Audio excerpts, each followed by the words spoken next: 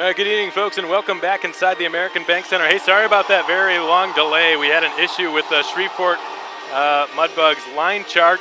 It wasn't sent to me until about 10 minutes before now, and I had to run all the way back to the office to try to get it printed off. Had some issues there, and here we are a few minutes later. So sorry about that delay in getting the broadcast started, but we're underway here. The IceRays and the Mudbugs meeting at the American Bank Center for the final time this season. Tonight also marks the fourth and final consecutive game the IceRays will be playing on home ice. Next weekend they'll head out to the Jack Shack to take on the Jackalopes in Odessa. That will be their last trip out there this season as well. The weekend after which they will have their first bye week of the season, not including the one over Christmas Eve, followed by 8 straight home games. For the most part this season, the building is one in which the Rays have fared well, have points in 10 of the 13 games in which they've played at the ABC. Unfortunately, not included amongst those 10 was last night's tilt, in which the IceRays were just going to try to rid themselves of its memory. Simply put, they were not at their best yesterday, and against a team like the Mudbugs, when you're not at your best, that's exactly what happens. A 6-2 defeat to Shreveport yesterday, tying the second largest margin of defeat all season for the IceRays. What's worse is that it came in front of such an outstanding crowd. Our third biggest crowd of the year. But if there's one thing the Rays have proven this season, is that they're a very proud group, a very resilient group. Very seldom are they blown out in back-to-back games. We expect a very robust effort from the boys in red and black tonight. The only change in the lineup this evening, A.J. DeCesar is in, Bud Winter is out. DeCesar's insertion into the lineup means the IceRays now have 7 defensemen dressed. That tactic had an interesting effect on the outcome last time, back on Tuesday, January 2nd in Shreveport, when Brad Flynn last attempted it. 11 goals were scored that night, a 6-5 barn burner up in the ice-cold George's Pond. The Bugs would win that game in a shootout, but the IceRays would come from behind on 3 separate occasions to tie the game. We'll see whether DeCesar is in fact used as a defenseman this evening, or if he or someone else on the blue line assumes a forward role, though we expect it to be the former of those two options. As Brad Flynn talked about it a little bit briefly before the game started, he expects A.J. DeCesar to bring another presence back there on the blue line. He thinks that his team can use the extra help, and given what happened yesterday, a few instances in which the coverage wasn't quite there, I'm sure DeCesar's insertion into the mix of things will do nothing but help the IceRays tonight. Acton is the expected starter in net again. He did struggle a tad yesterday. The Mudbugs scoring 6 times on 41 shots. Though to be fair to the IceRays goaltender, the Rays did not provide the sort of defensive zone coverage like we just mentioned that they needed to in order to keep the Mudbugs' high-flying attack in check. That will certainly be an area they will look to address tonight. The IceRays starting lineup being announced right now. We do not have the Mudbugs starting lineups. They were never provided to me. But starting in net, like we mentioned, Jake Acton. On defense will be Ryan Rosenberg and Blake Coffey. And up front, Jason Amizio, CJ Regula, and Julian McCary. So things being mixed up a little bit for Brad Flynn tonight. He's hoping to ignite a spark into his team that looked a little bit flat at times last night. And to do that, he hopes that changing things up, changing the lines, mixing things up a little bit will help. And that's always a pretty sound strategy when it comes to igniting a bit of a flat group, is by changing personnel, changing scenery, changing venue, anything they can to sort of spark them and get their heads in it a little bit more, because against Shreveport they have to be at 100%, and we'll see if they are tonight. Shreveport now with the best record in the North American Hockey League at 27-5-5. The IceRays a game over 500 at the moment, 16-15-8. And against Shreveport, they're 3-4-2 this season, hoping to return to 500 against the first-place Mudbugs before these teams part ways until March. The next time the IceRays and Mudbugs will play will be in March at the Bug Pond on March 23rd and 24th. We're going to turn our attention now to center ice for the singing of our country's national anthem. We'll be back in a moment, folks. Keep it right here.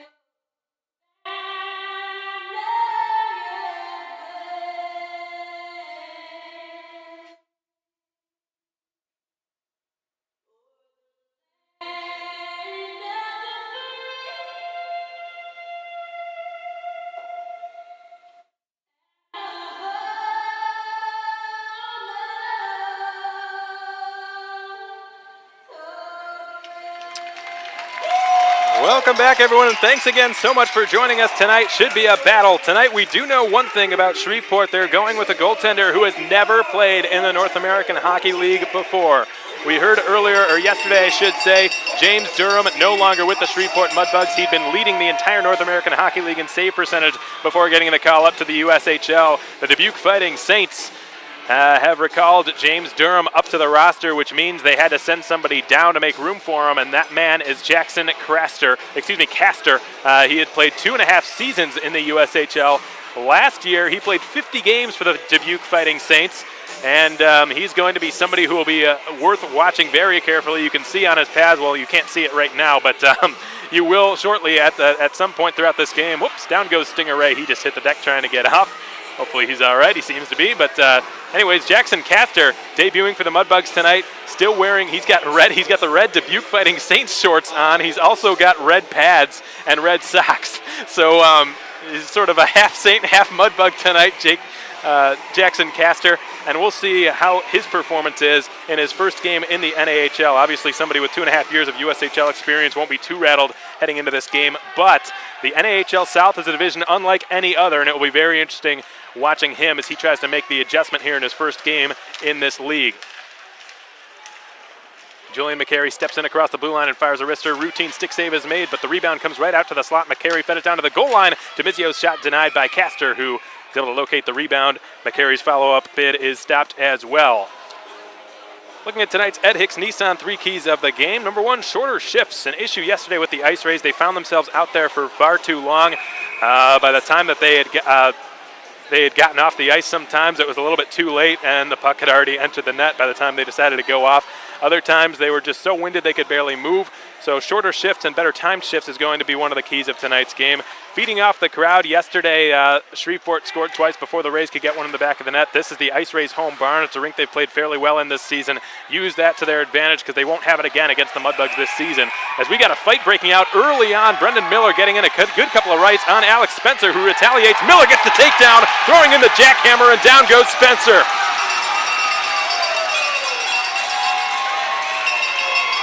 How about that for a start?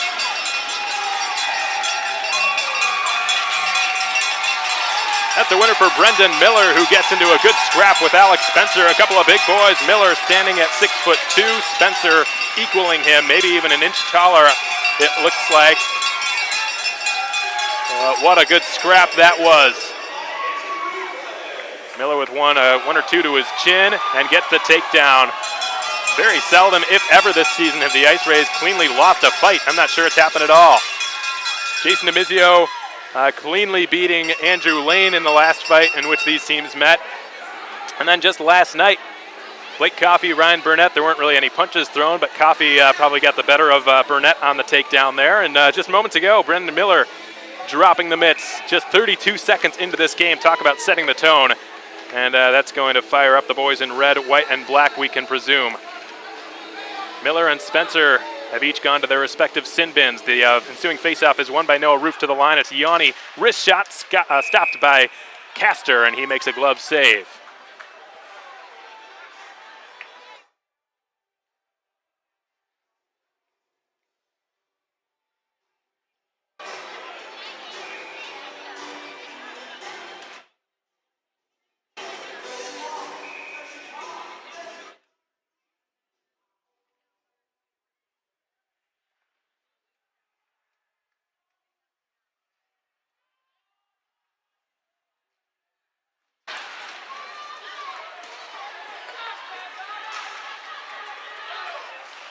Connor Yanni sends it around the end wall and behind the Shreveport goal line. Youngworth picks it up in the near corner and will try to drop it to Demizio, who's lurking down there behind him.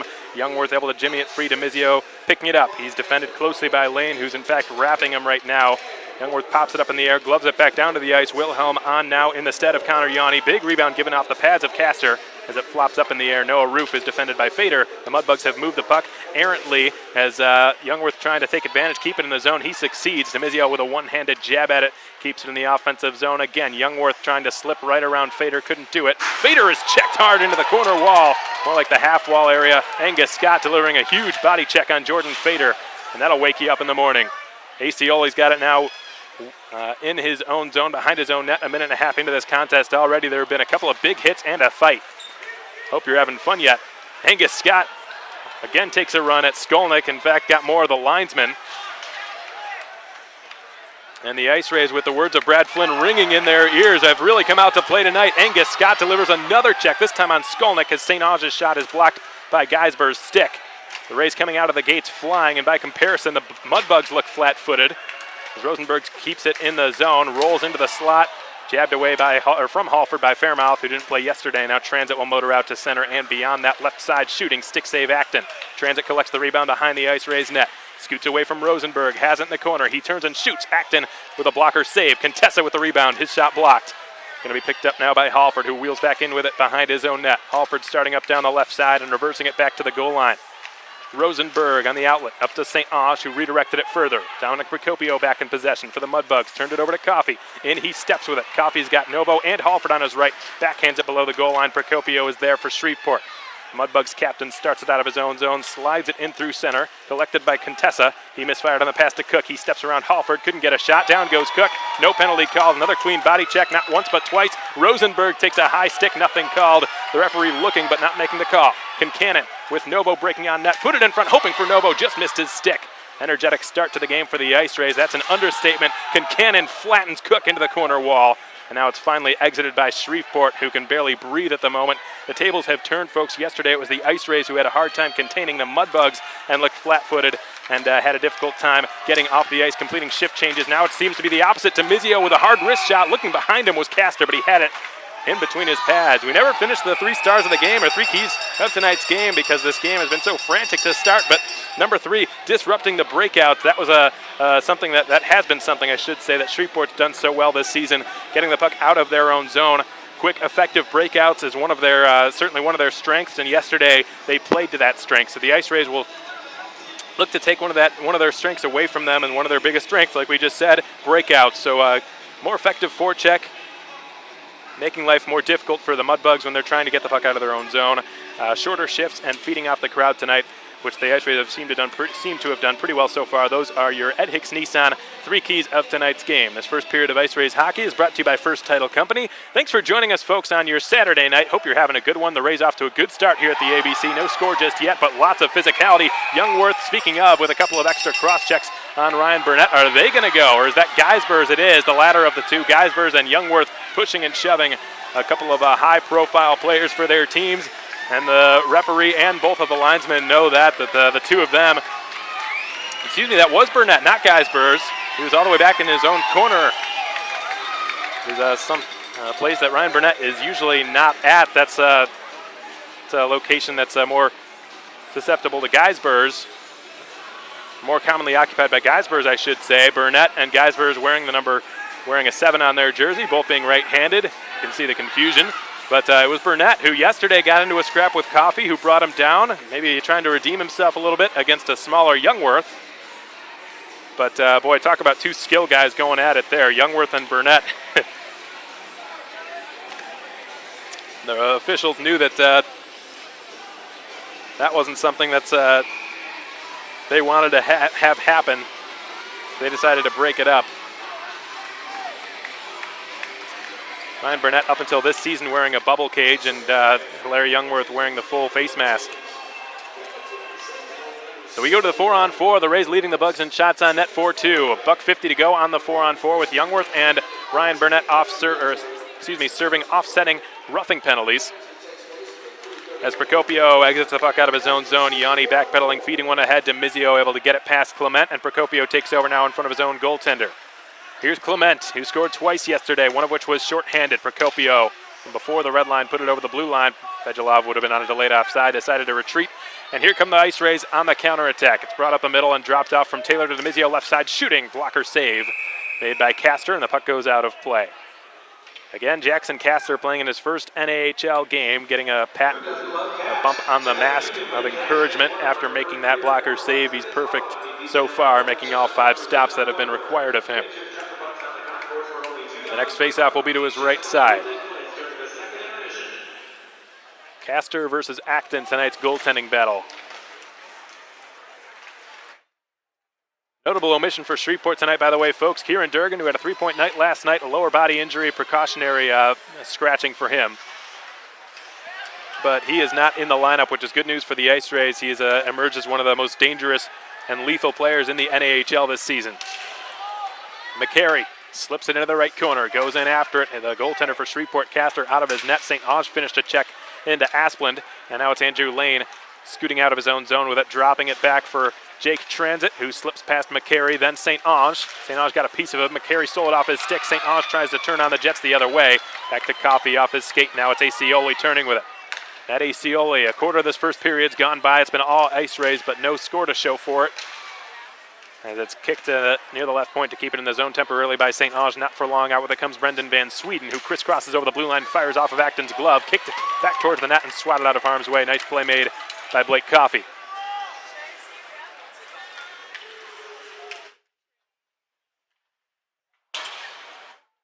Here's Brendan Geisbers failing to keep it in the zone. Angus Scott starts it on the right side. He's got Roof on his left, and the trailer being Kalen Taylor, or rather Rosenberg. The pass just outside of his reach, and Rosenberg will hack it in behind the net. Contessa is there.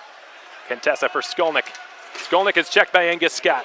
Brendan Geisbers picks up the puck, sends it up to Brendan Van Sweden on the right wing side. Contessa gloves it down to the ice and hacks it into Corpus Christi territory. Ryan Burnett shooting, just missed the net, rattles off the back boards, and Karam's back out to center. Fader's got it there in front of his own bench, and Clement will slam it back in. 14 minutes to go in the first period. Still no score, 8 shots, 4 apiece, and that offsetting roughing penalty that was just called against both teams now in the books. Both teams are back at full strength. The wraparound attempt by Fader is snuffed out by Acton. Puck rolls up to the slot, tapped along near the right point, or left point rather. Procopio scoots over and flies one into the opposite corner. Rosenberg in pursuit of it against Jordan Fader, whom he takes into the corner boards. Wilhelm collects the puck now with it on his stick behind his own net and feeds it up to Rosenberg on the left side. Ryan Rosenberg with a crisp pass up to Novo. Novo stays on it, kicks it pretty far into his path, goes charging in after it behind the Shreveport goal line, and he's checked. Procopio hit by Halford. Novo steps in to try to steal the puck away from Baranovskis. And there's an injured Mudbug on the play right in front of the Shreveport bench or somewhere near it. There was a hit, potentially hit from behind there. Didn't quite see all of that collision. And nor can I tell who that was who was down. That is Andrew Lane. Hopefully he's okay. Hasn't been a power play yet in this game, but there might be one coming here. Dakota Kincannon, I think, will be guilty of a hit from behind or something of that nature.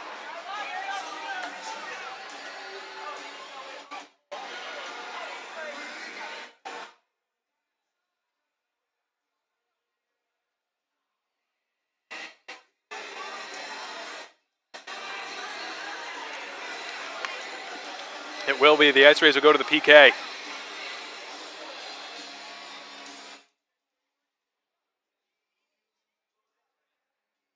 Last night, pretty good effort on the penalty kill for the IceRays, going 5 for 6. Shreveport with the best power play in the division, but that's not saying much. The South Division not known for its power play conversion percentage. Every single one of the teams except for Shreveport is in the bottom half of the league standings in terms of the power play, and Shreveport's power play just barely over the halfway point. It's ranked 11th in the NAHL this season at a 20.1% conversion rate. The IceRays penalty kill just over 80%. It's been hovering in that region for quite some time, dropping from 10th to 11th last night after giving up just 1 power play goal against. Mudbugs will go to work on this 5-on-4. This IceRays penalty kill is brought to you by Republic Services. Cam Cook surveys. Geisbers hammers a one-timer. Didn't get much on the shot. It rattles into the Fedulov corner. He is there for Shreveport. Up to the Cook at the line. Geisbers back to Cook. Above the right circle. Cook swivels away from Regula, turns away from Yanni, feeds Geisbers at the blue line again, now to Procopio, left circle. Dominic Procopio rattles one in behind the net. Fedulov is there, and he will shovel it to Cam Cook, far half wall, near half wall, rather, on Hockey TV. Geisbers tees it up. Cook has got it again. Cam Cook, wrist shot, seen by Acton at the last moment, punched aside and up into the air. Nice save through a screen by the IceRays goaltender Jacob Acton. $1:20 to go on this Mudbugs power play. The Rays haven't yet cleared the zone. Procopio left point, Geisbers right point. Procopio tapping his stick. Geisbers electing to go to Cook instead. Geisbers fires from there, blocked by Regula. It stung him. Cook looking, shooting, stopped by Acton. Big rebound, another pad save by Acton. Procopio's backhander, a third save made by Jacob Acton, and this game remains scoreless.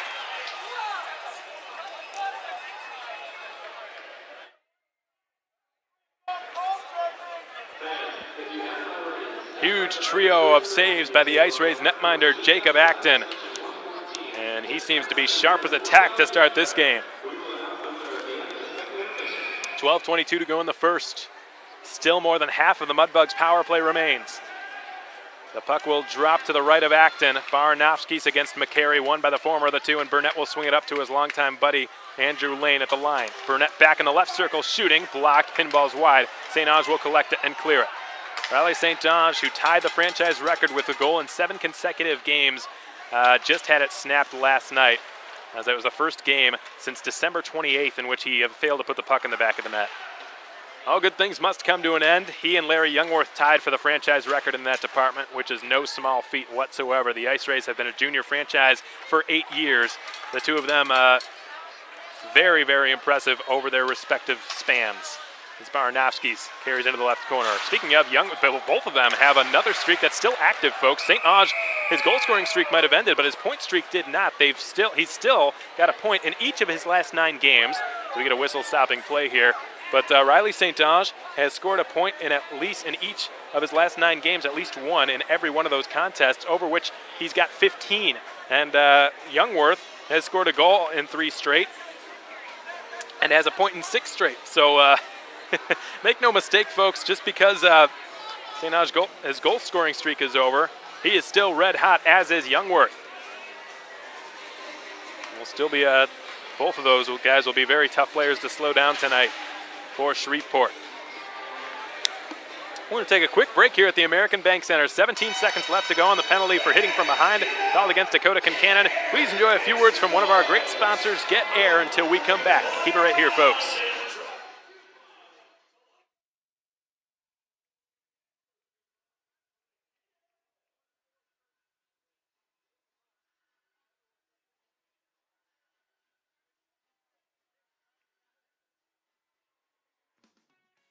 Is Corpus Christi's newest place for fun. 30,000 square feet of trampoline park with foam pits, slam ball, a ninja courts, and dodgeball. A place to let your inner spirit soar. Show you've got game. Harness your inner ninja and turn up the competition. For parties from 5 to 500, kids, corporate, and adult team building, it's the #1 place for fun in Corpus Christi. Get out. Get active. Get Air. 4701 South Staple Street in Corpus Christi.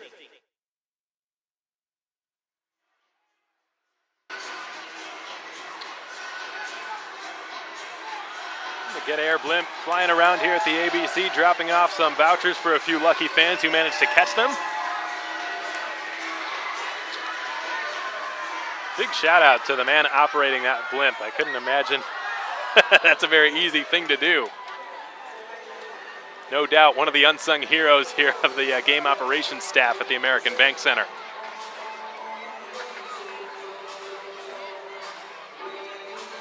11.5 remain in the first period. 17 seconds to go on Dakota Kincannon's penalty for hitting from behind.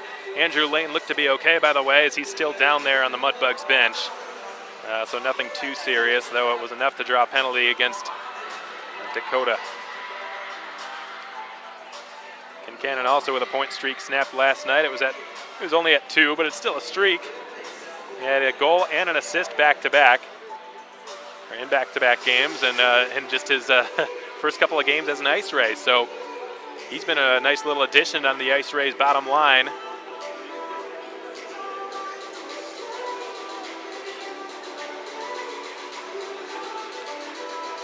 Making some excellent plays on them as well. A good read on his first IceRays goal, reading the shot coming from CJ Regula, putting himself in a perfect position to find the rebound and bury it.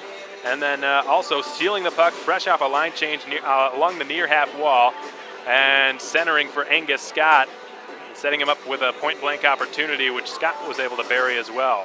Both of those points coming back last weekend against the Amarillo Bulls. Dakota Kincannon has been an excellent addition to the IceRays.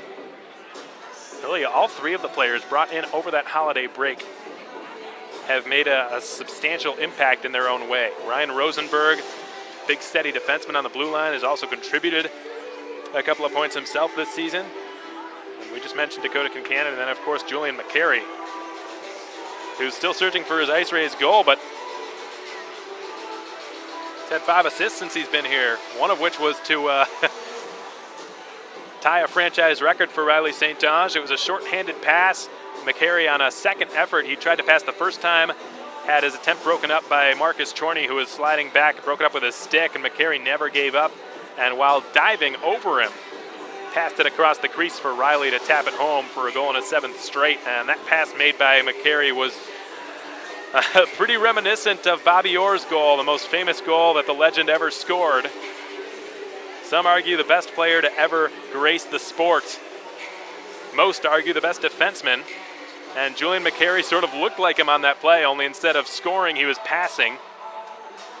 And of course, he was right-handed, but those little details aside, I don't know, I just couldn't help but thinking that, watching that replay a couple of times over.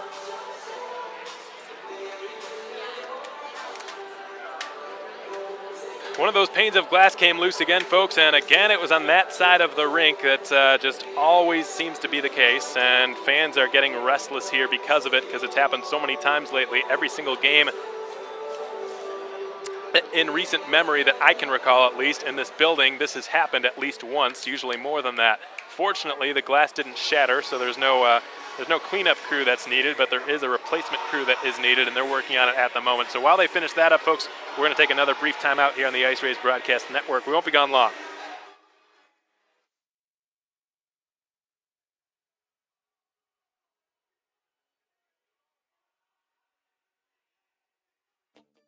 Bakery is a local retail bakery that has been in business for 25 years. They provide customers with moist, delicious cakes for all occasions, plus pies, cheesecakes, pastries, balloons, candles, and ornaments for all cakes. Give Janet's Cakery a call at 991-6212 or visit them online at janetscakery.com. Janet's Cakery opens 7 days a week. That's 991-6212.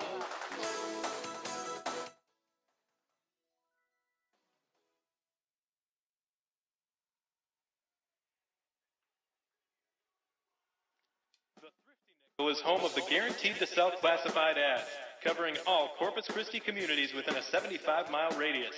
Place your personal classified with us, and if it hasn't sold in 4 weeks, we'll run it for free until it sells.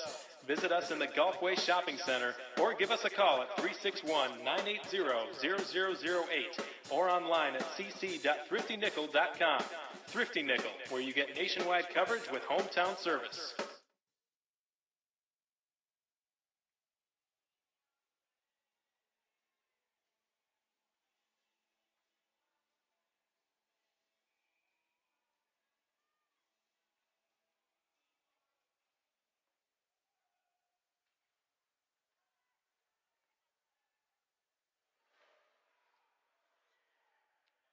Here's Brennan Geisbers flinging the puck up to Yurgi Fedulov. Fedulov goes rink wide. Procopio with a wrister. Flutters wide as Yanni blocked it, got his stick in the way. Fedulov dropped it. Here's Cam Cook wheeling in behind the net and searching for an open man. Cook's got Fader on his right, decides to go to Fedulov on his left, and he will turn away from Acioli. Yurgi Fedulov angling it back off the boards to Procopio from the left point. Will scale one back down around the wall clockwise, and stepping in, Geisbers poked past him. Nice effort on the jab there by Demizio, who will scoop it up and away from Halford. Procopio's got it back on his stick in his own zone. Geisbers slapping it back. 10:50 to go in the first period. No score here at the ABC. 10 shots total, 6 of which belong to the purple team. 4 belong to the good guys on hockeytv.com, skating from your right to your left. Transit brought down by Angus Scott. Will this be a penalty? It doesn't look like. Babcock keeping his arm down, and it's Baranovsky's. Wedged off his stick. Nice play by A.J. DeCesar. McCary will feed it up to Coffey. Could get a brief 2-on-1. He's got St. Ange in front. St. Ange to the backhand. Can't tuck it past Jackson Castor, who just made a brilliant save. Outstretched left pad kick save made on St. Ange. The two of them thought that they would be adversaries in the USHL this season. Instead, they're enemies in the NAHL, and that was a play that you would have seen in the USHL. Riley St. Ange with a nifty little move to his backhand, and Castor making his biggest save as a Mudbug just moments ago.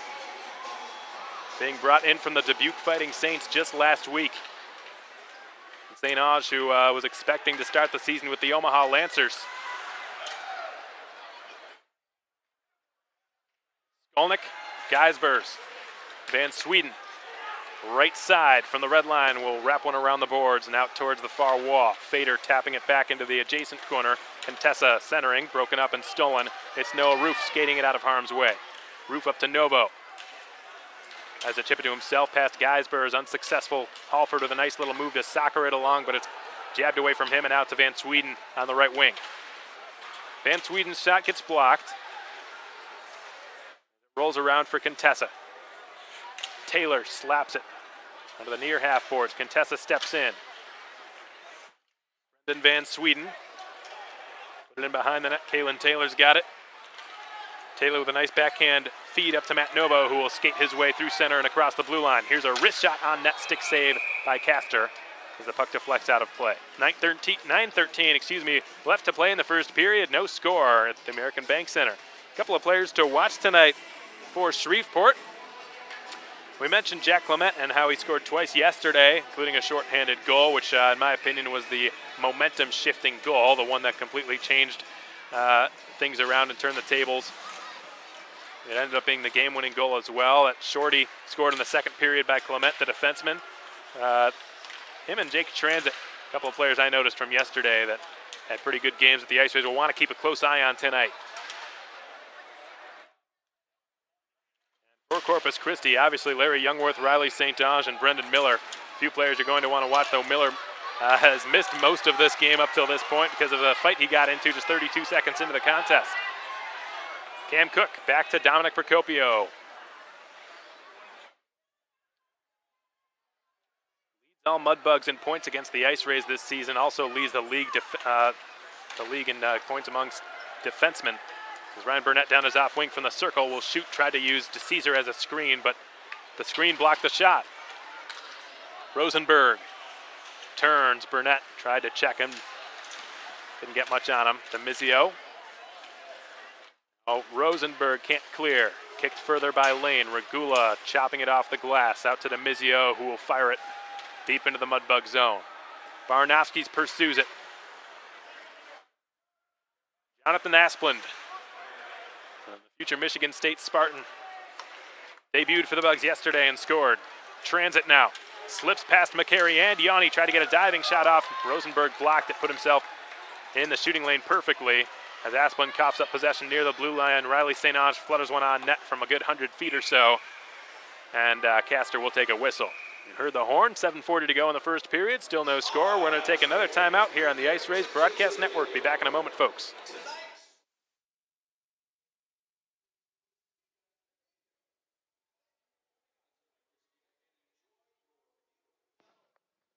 Window Genie is the home service leader in South Texas, at home or at the office.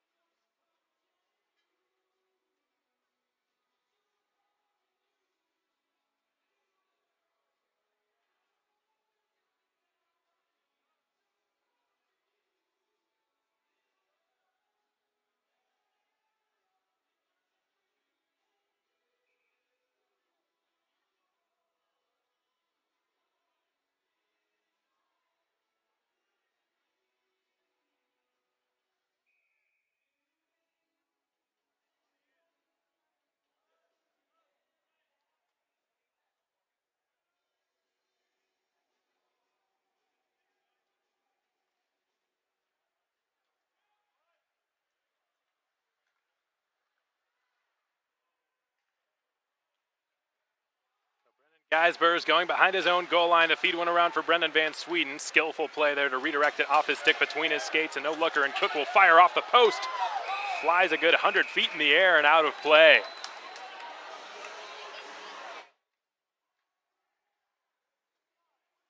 Mercy, was that a hard shot by Cam Cook? Looked like he grazed either the crossbar or the elbow, one of the two, and That's the only way that it could have possibly redirected in that direction. If it was off the right post, it obviously wouldn't have flown 100 feet in the air like that and gone into section 114 near the rafters. Yeah, on the 5-on-5, must have been a mistake on one of the penalty box, the timekeeper's part, because the door opened for Shreveport sin bin. Quisenberry being kicked out of the draw. Fader deciding to let Burnett take it against Julian McCary. Burnett ends up with it and turns it towards the net. McCary blocked his shot.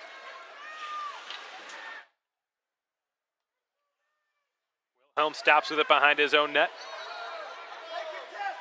Trevor Wilhelm, who assisted on the IceRays' first goal yesterday with a nice screen shot, well-timed shot on the Corpus Christi power play from the blue line that Brendan Miller was able to redirect. You'll hear about it from Coach Flynn in the Flynn interview during the first intermission about Wilhelm and his increased ice time he will get on power plays here in the immediate future.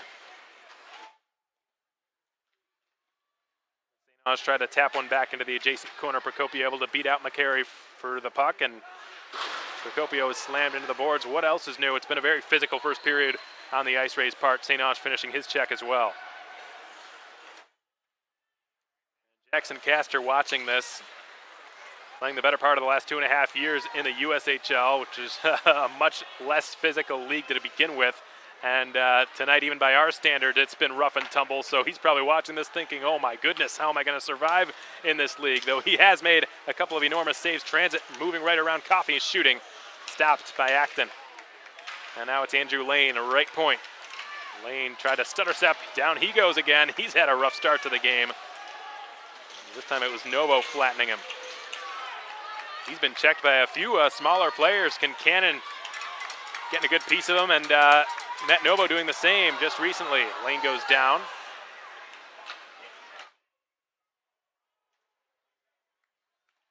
Taylor spins it into Mudbugs territory. Lane from the red line.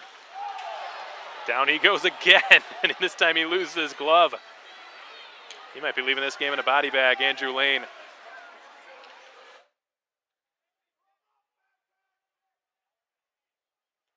.5:22 to go here in the first period. No score, 14 shots, 7 apiece. Halford redirects it into Shreveport territory. Out of his net, Castor behind it will move it along for Skolnick on the left side. Jacob Skolnick dropping it. Geisbers hammering it out to Cam Cook. Mudbugs leading scorer this season with 29 points with an overskate, and the blue line and an Adliance offside is called.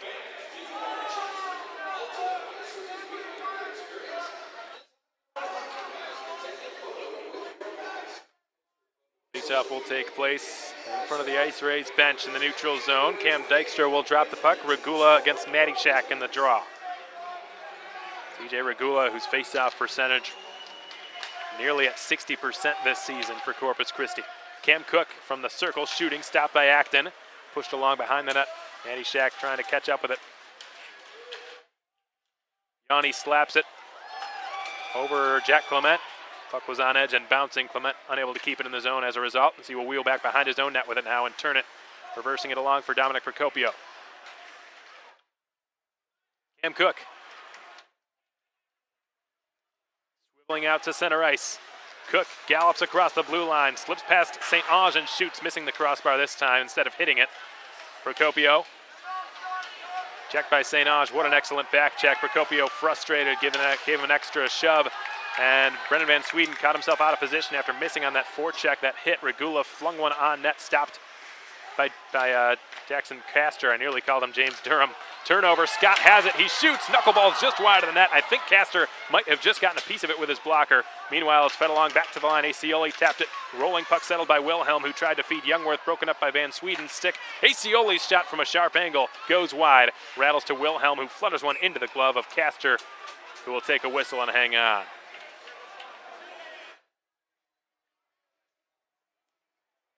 Good read a few moments ago by Angus Scott, stepping into the play, intercepting it in the slot, skating in and firing it. And I think it was partially blocked because it knuckled, it changed direction, and it was an off-speed shot that went in sort of an awkward way. And it definitely looked like it threw off Castor, but I think he just barely got a piece of it with his blocker. That was destined for the left post. If it didn't hit the post, it would have gone in just barely.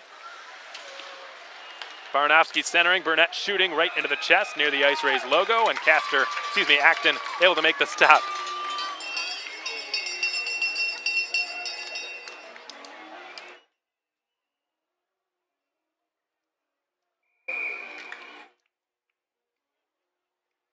Jake Acton's half IceRay, half Omaha, and Jackson Castor is half Mudbug, half Fighting Saint. Acton, of course, still with the orange Omaha Lancer pads. As McCary centers, and down goes St. Ange. No tripping penalty will be called against Andrew Lane. Burnett will move the puck to Quisenberry. Speaking of Omaha, special shout out to one of our players' parents who's in attendance tonight. Coots DeCesar, the owner of the Omaha Lancers, is in the building. So big shout out to Coots. It was a pleasure meeting him just moments ago before the game started.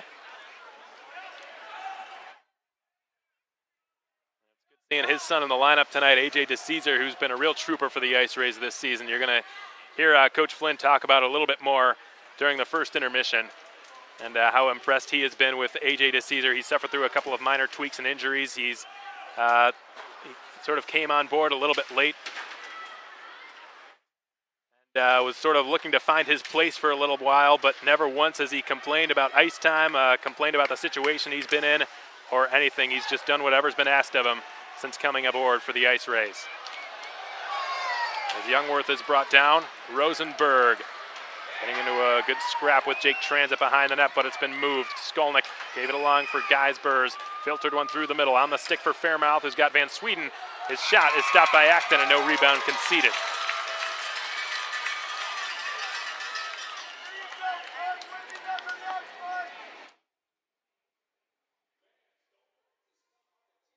This will be the last home game of the month for January. The IceRays will be back here at the ABC on Thursday, February 8th, and Friday, February 9th to host the Lone Star Brahmas.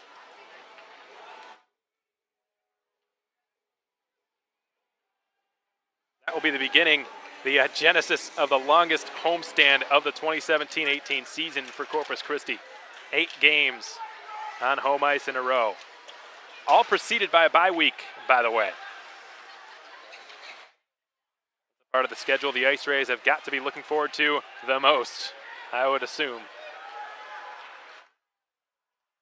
Taylor feeds one up through the middle for Garrett Halford. Had to reach back his stick. Awkward reception there. Couldn't quite get all of it. And the Rays reorganizing at center ice. Yanni for Taylor now into the red line. He dumps one in. Karams off the backboards and right near DeMizio along the far half wall. 100 seconds to go in the first period. We're still scoreless. The Bugs out shooting the Rays 10-7. Corpus Christi unquestionably off to a better start tonight than they were last night.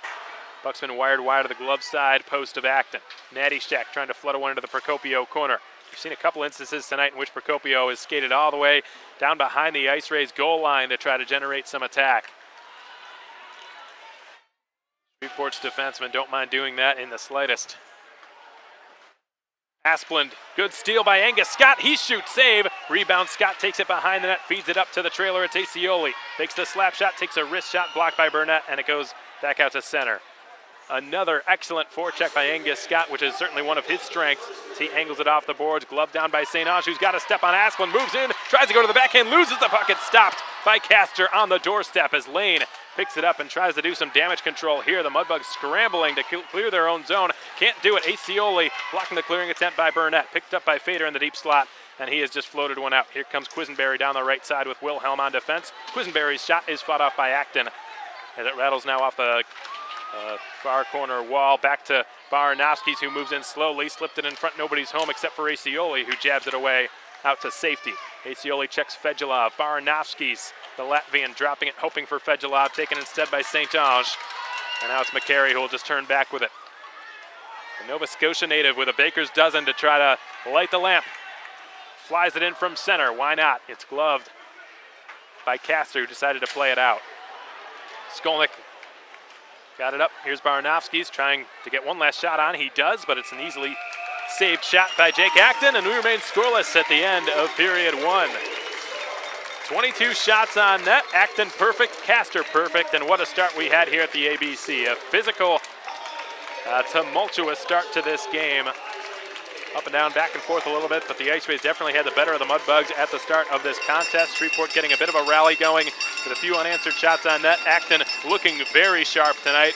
Again, 12 for 12 in goal for the Rays, and looked like one shot was just deducted off of the IceRays tally. So Jackson Castor. Well, these names are giving me a difficult time tonight, folks. The goaltenders, Castor and Acton, Jackson Castor and Jake Acton. It's a lot of the same letters.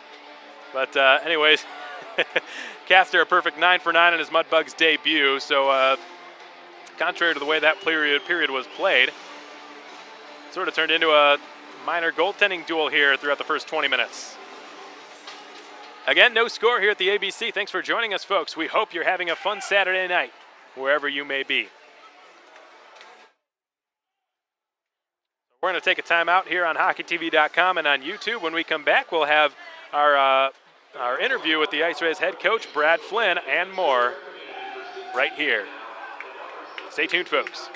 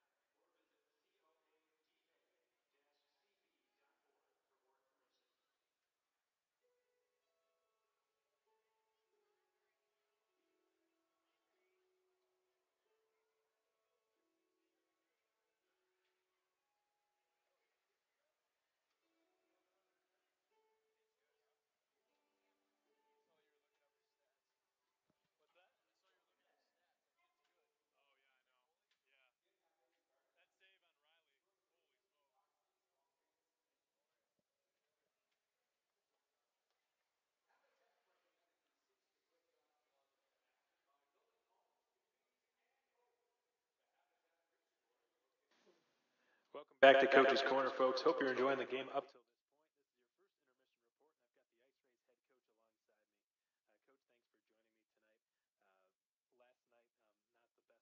one of those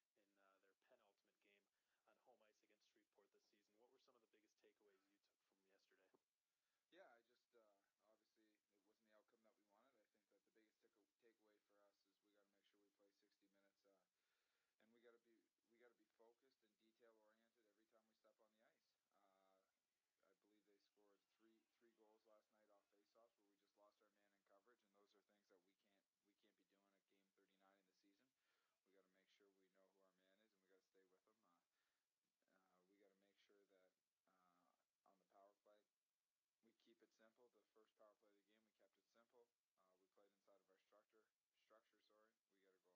seeing Blake Coffey, who's not regarded as a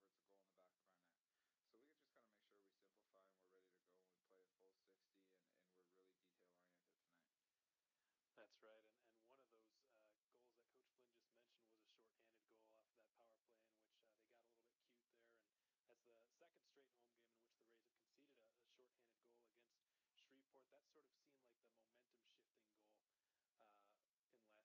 IceRays late in the game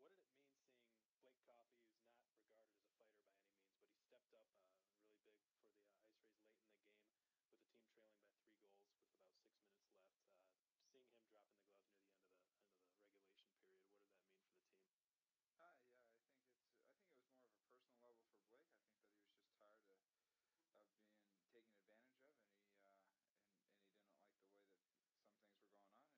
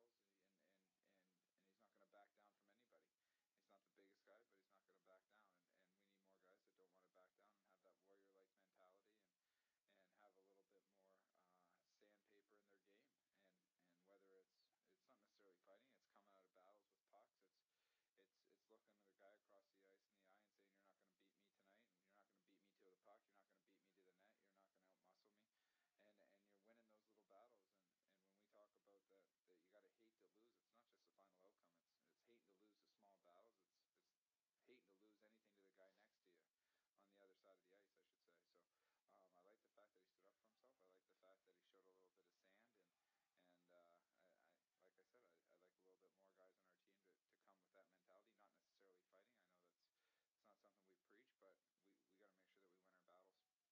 Yeah, and let's see if that fiery spirit he showed late in the game yesterday sort of transcends throughout the lineup tonight.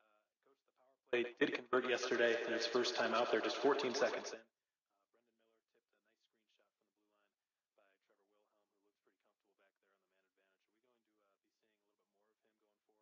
there on the man advantage. Are we going to be seeing a little bit more of him going forward on the power play? Yeah, he's going to be back there tonight again, and Trevor played last year, and he has that offensive ability and instinct, and there's a pecking order that takes place, and Matt Acioli has done a great job at the top there, but we just want to change a couple things up.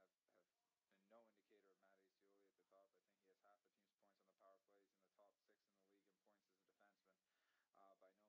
But like I said, the power play struggles throughout the season have been no indicator of Matt Acioli at the top. I think he has half the team's points on the power play. He's in the top 6 in the league in points as a defenseman. By no means was that a reflection of his play, but again, just to give a different look, a different shot on the top, and Matt did a real good job last night on the other power play unit as well. And I think that the secret to success, it's not a complicated one. It's when things don't go your way, just like in life, you keep it simple and put your nose to the grindstone and outwork somebody, and that's what they did on the first goal. And unfortunately for us, we got a little taste of success, and we thought we had easy street, and we tried to be a little bit too fancy, and it ended up in the back of our net. But like I said, I like the way that the unit came together early, and we just got to make sure we respond tonight. And the power play's got to help give our team an opportunity to win. It doesn't have to win the game for us. It's got to give our team an opportunity to win by creating momentum. Yeah, it's 19 goals the IceRays have scored on the power play this season. Acioli has scored or assisted on 10 of them. He's been an excellent contributor on the IceRays man advantage, but it's good to have those options, a different player to provide a different look from the back end. It takes a special type of player to run power plays and to quarterback a power play. Coach, there has been a change in the lineup tonight. Bud Winter's out, AJ DeCesar's in. Team's going with 7 defensemen. The last time they tried that tactic had a bit of an interesting effect. There were 11 goals scored that game. It was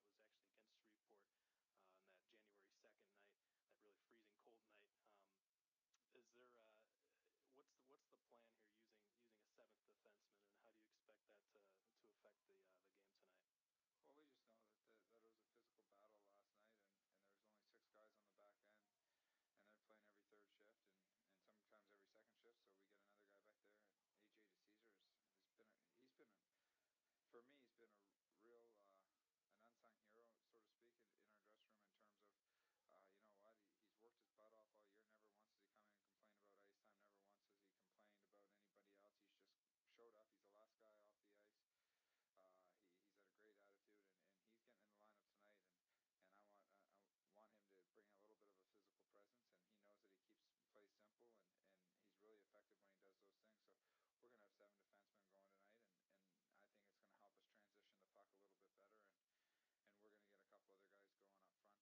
have used some extra help, so let's see if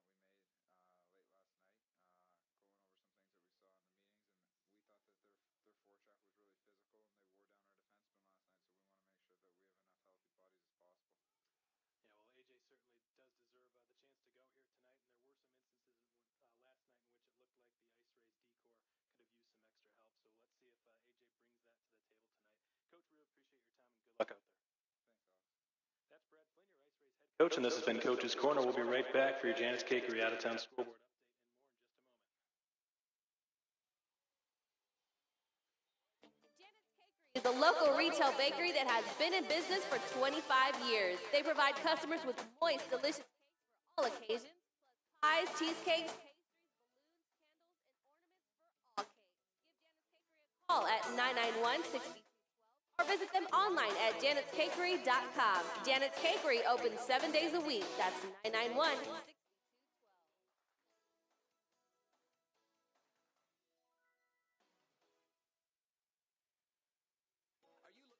Weight, get fit, or just improve your overall fitness? Then train with a professional at Sports Fitness Solutions. Former IceRays player and current team strength and conditioning coach Jeff Pelucio can help you reach your goals with a specific program built just for you. Choose from one-on-one or group training sessions. Sports Fitness Solutions can help you lose weight, increase energy, build muscle, and get you feeling better today. Call Jeff with Sports Fitness Solutions today at 774-0874. That's 774-0874. And train like the IceRays do.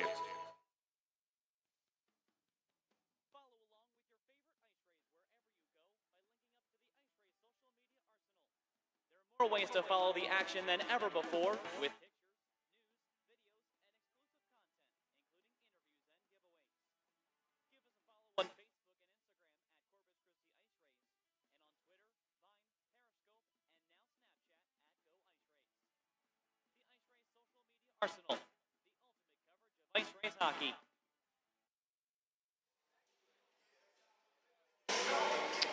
Okay, welcome back, everyone. Again, thank you for joining us tonight. We're hoping you're having a fun Saturday night. It's been a good start here for the Ice Rays at the ABC in their last home game against Shreveport this season. A hard-hitting, physical period of hockey, and no score to show for it so far, but it was a much better start to the game than we had yesterday, no question about that, and don't let the scoreboard fool you, folks. It's been an up-tempo, exciting game up till this point, though there's no score to show for it here throughout the first 20 minutes. Let's take a look around the NAHL for your Janice Cakery out-of-town scoreboard update. Johnstown hosting Philadelphia tonight, 3-1 Rebels.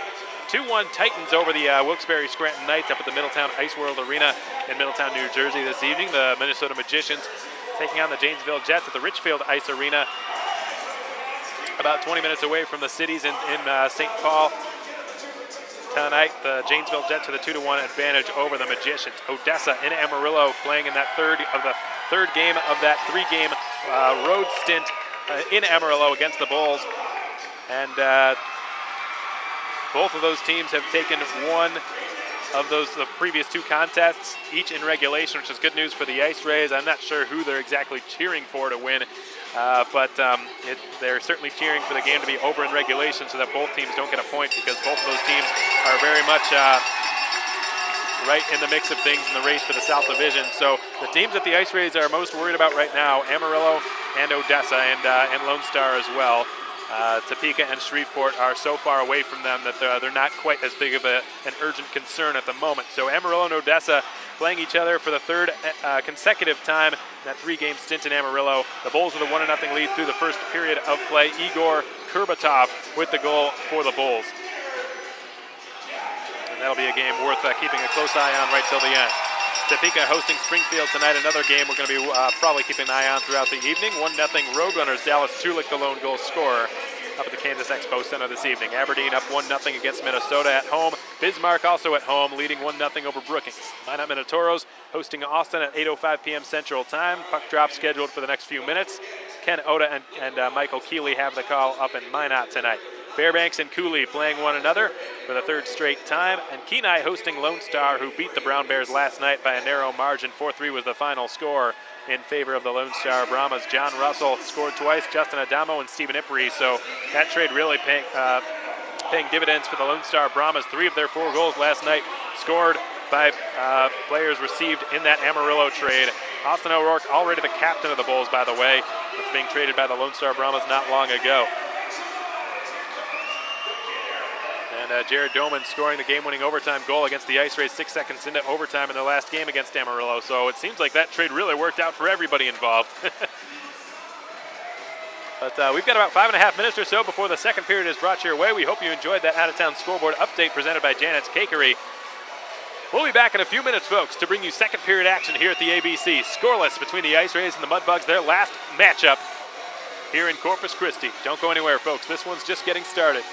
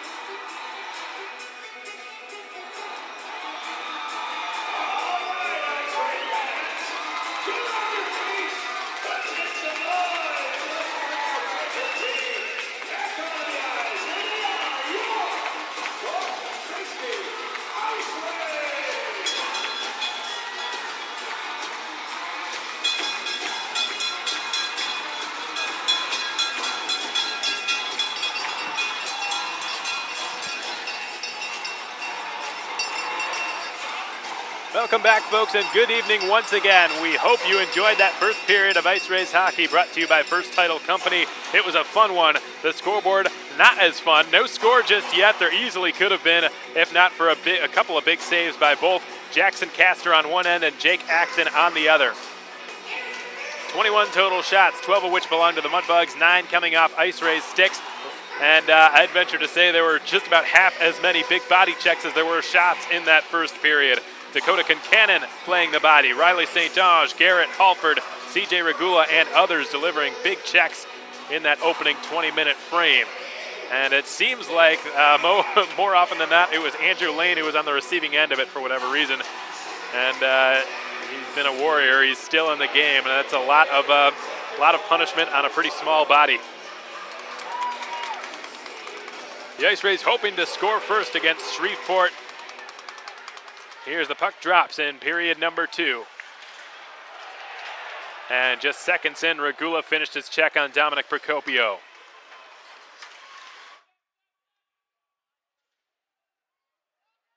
Vizio will slap one into the left corner. Coffey was after it. Procopio got there first. Fedulov fed it back to Dominic Procopio near his own blue line. He sliced one through the middle. Cam Cook left circle shooting. Big chest save by Acton. Coffey picking up the rebound and filtering one up through for DeMizio.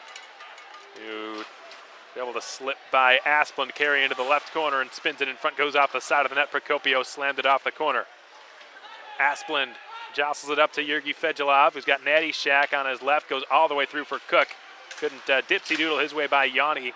Cook slaps it past Yanni and now into the far corner in the IceRays zone. Miller back on the ice, which is good to see. He and Alex Spencer getting into a scrap. Donnybrook just 32 seconds in. Miller with looked like 3 or 4 good punches, taking him down with the final blow in the jaw, forcing Spencer to land on his wallet. Again, just 32 seconds into the contest, Miller dropped the mitts. And it sounds like a lot of folks knew he was going to fight. And what an effort he just made there to outrace the opposition to the puck. By the way, Alex Spencer standing at actually 6'4". The reason I didn't know right away, I don't have Shreveport's line chart on hand tonight, but he's 6'4", 215. At least that's what he's listed as his size on the website. And if that's true, then wow, that's a pretty big boy that Miller took down.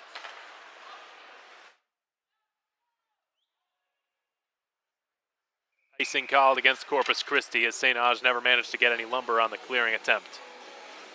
That icing was brought to you by Hard Knocks Bar and Grills. We've got 18-12 to go here in period 2, and there's no score at the American Bank Center.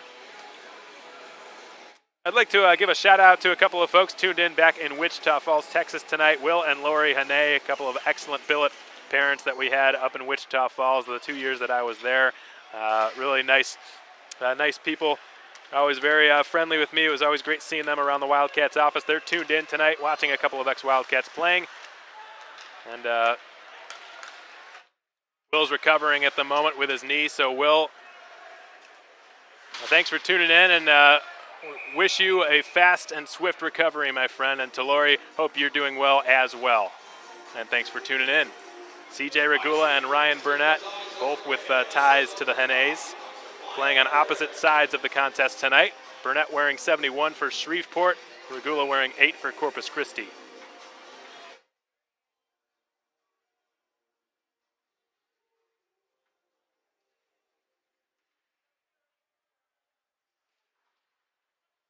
Scott and Derek Contessa go tumbling into the far corner together. They stay on their skates. Contessa checked by Scott. The Nines coming together again. Procopio with a long screen bid well off target. Missing the far post. Contessa turns it towards the net, flutters wide of the near side post. And Acioli tried to jam it to himself, gets it too far. McCary can't clear. Now it's in the slot for Van Sweden, who shoots. Acton to the big blocker save. And kept the rebound nice and low right in his breadbasket. So he could recollect the puck pretty easily there.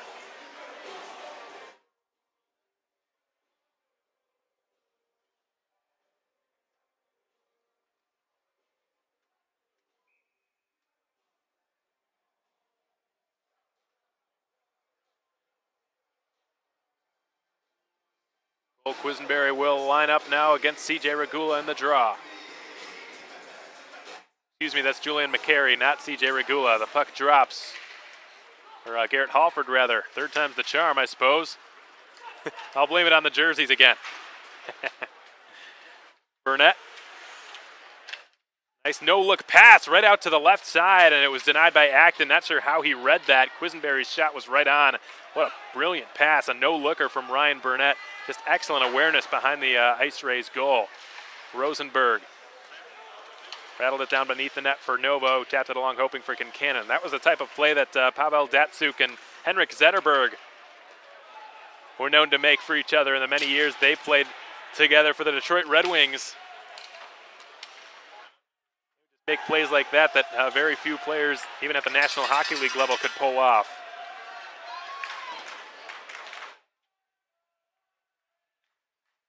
Patrick Kane being one of them. He likes to make that pass, a no-looker from behind the opposing net all the time.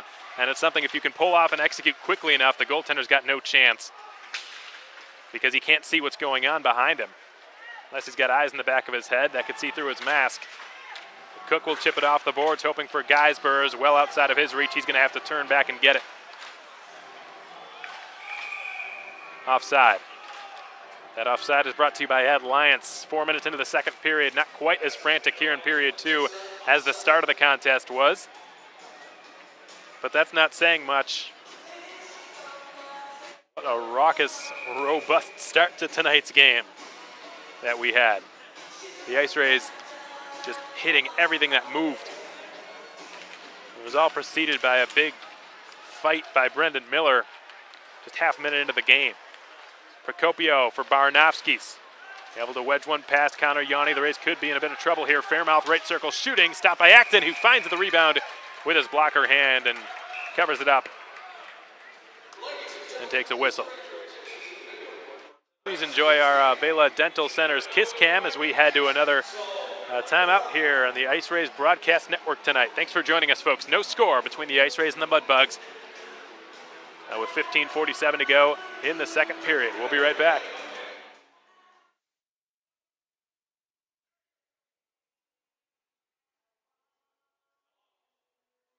Experience the luxury of bayfront living at Sendera Bay Point. Located on Enos Jocelyn Road, Sendera Bay Point is newly renovated with upgraded units featuring granite countertops, stainless steel appliances, and designer lighting. Enjoy an on-site masseuse, waterfront yoga classes, water aerobics, fitness boot camps, poolside towel service, Saturday morning homemade resident breakfast, and of course, stunning bay views. Visit SenderaBayPoint.com for more details. Mention this ad for a waived application fee. That's SenderaBayPoint.com.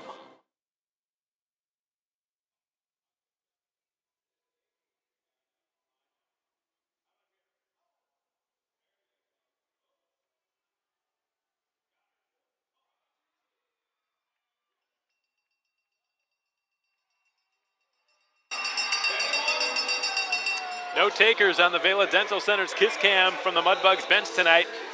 Brendan Van Sweden, very happy to oblige yesterday when it was the camera was on him. The spotlight was on him. He leaned over and gave Jackson Castor a kiss on the mask.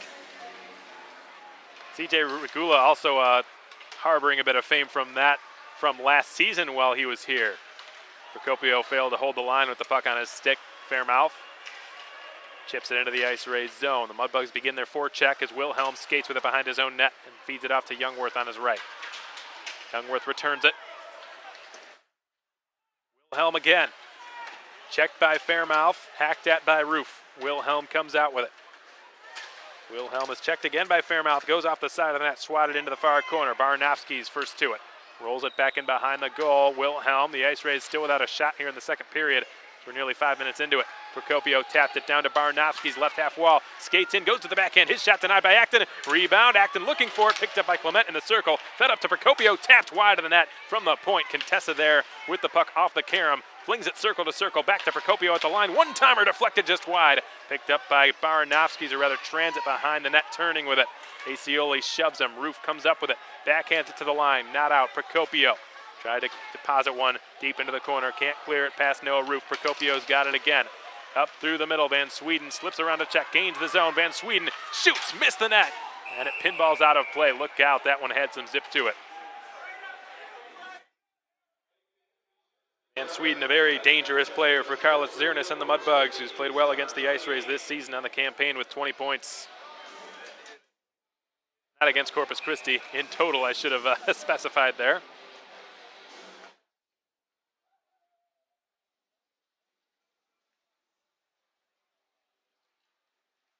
By the way, folks, Larry Youngworth is creeping up the IceRays all-time goal-scoring leaderboards for a single season as well.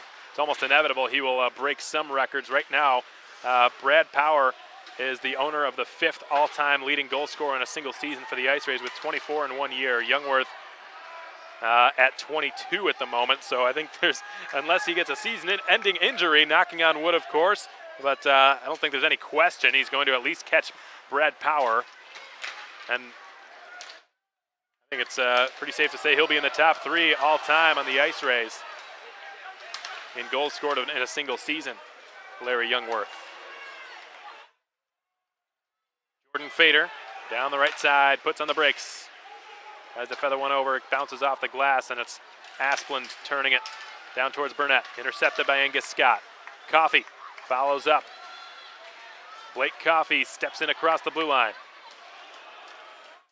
Deposits it behind the net. Asplund is there with it on his stick. Feeds it up to Cam Cook. Cook exits his own zone with a good crisp pass up to Natty Shack. In across the blue line, going wide on Yanni, shoveling it wide of the goal. Natty Shack will pursue it now on the other half wall. Can't clear it past Yanni. Tapped along too far for Kincannon, who pursues it. Spencer beats him to it. Cook had a blowout before he was checked. Dodged a bullet there in a sense as Fedulov with a backhander is stopped by Acton. And Connor Yanni trying to keep Fedulov away from his goaltender, who's been sharp as ever tonight. A perfect 19 of 19 in net for the IceRays. Still not a registered shot on goal this period for Corpus Christi, who have only got 9 so far. But all those came in period 1.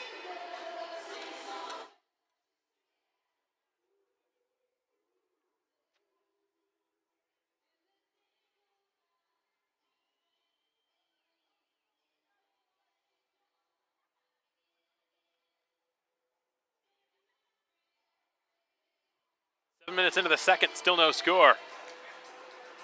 Games against Shreveport of late have been incredibly high scoring. The Rays have already played them twice in January, this being the 3rd time, final time in the month of January. So far, in the 2 games that they've played leading up to tonight, there have been 19 goals scored. The 6-5 decision in the shootout coming on January 2nd, then the 6-2 decision last night. Both of which would go to the Mudbugs. The IceRays have played them extremely well so far tonight. Still hoping to draw first blood as Halford slips around Procopio, took a bad pinch, then upended a man, no penalty. Halford right side, trying to send it for the trailer. Rosenberg broken up, heroic save, or block made by Clement, I should say, and Shreveport is offside. Not a good shift by Dominic Procopio. He should have been penalized. He tried to keep the puck at the blue line. Garrett Halford tipped it past him. Procopio with a costly pinch, nearly costly pinch. And I think it was Jason Amizio who was crushed by Procopio, who missed the check on Halford. Nothing was called.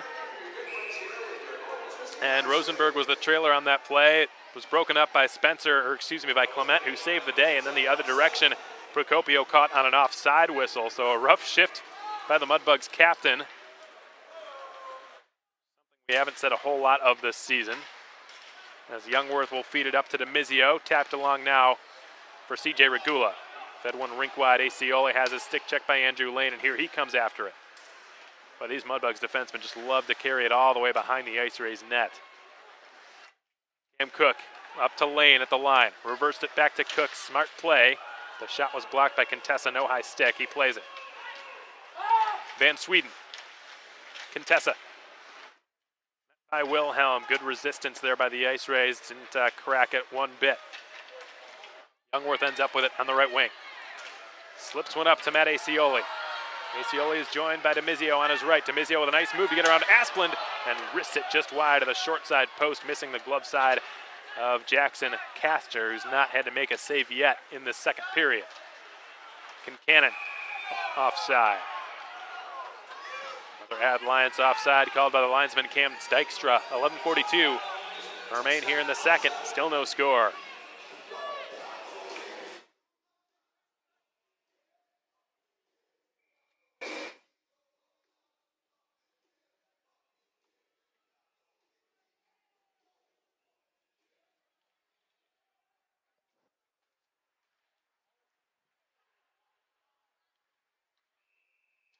Now icing is called against Shreveport, and they don't believe that to be the case. They thought they had outraced Corpus Christi to the puck. Not the case, and Quisenberry pleading his case right now.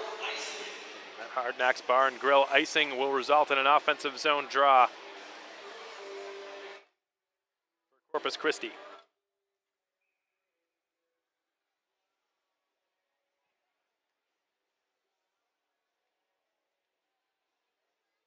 Alford will take the face-off. He beats Quisenberry cleanly. Nova with a change-up shot on net. Castor has made the save.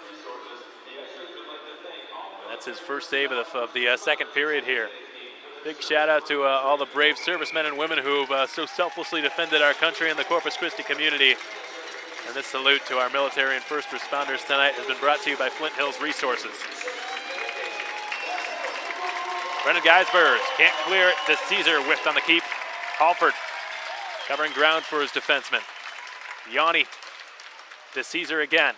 Floats one out past Geisbers. Had his glove out, has to retreat to go get it. Novo shoves him into the end wall.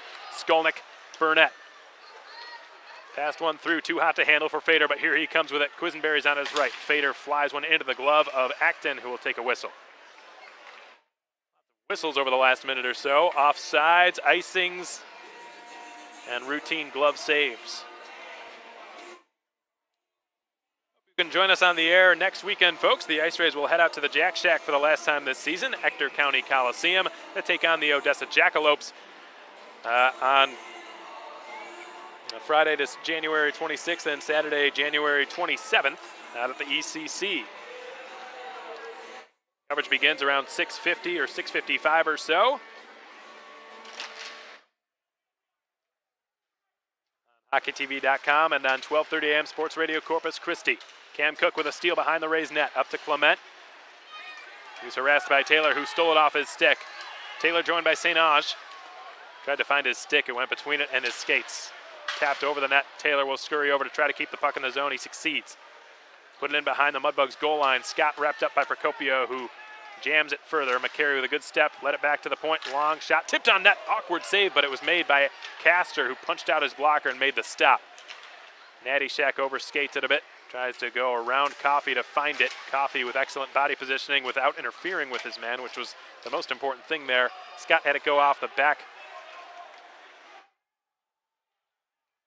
And deflect right to Taylor. McCary put it around and behind the net. Scott checks Procopio. McCary steps in, delivers a check as well. Coffey long screen shot stopped by Castor, who saw it through a lot of traffic. Remember, folks, Jackson Castor making his Mudbugs debut tonight. He's never played a game so much as a game in the NAHL, let alone for Shreveport, and he's looked sharp. He's made a couple of huge stops, 12 of 12. At the other end, Acton equally impressive, if not more so. A perfect 19 of 19 so far.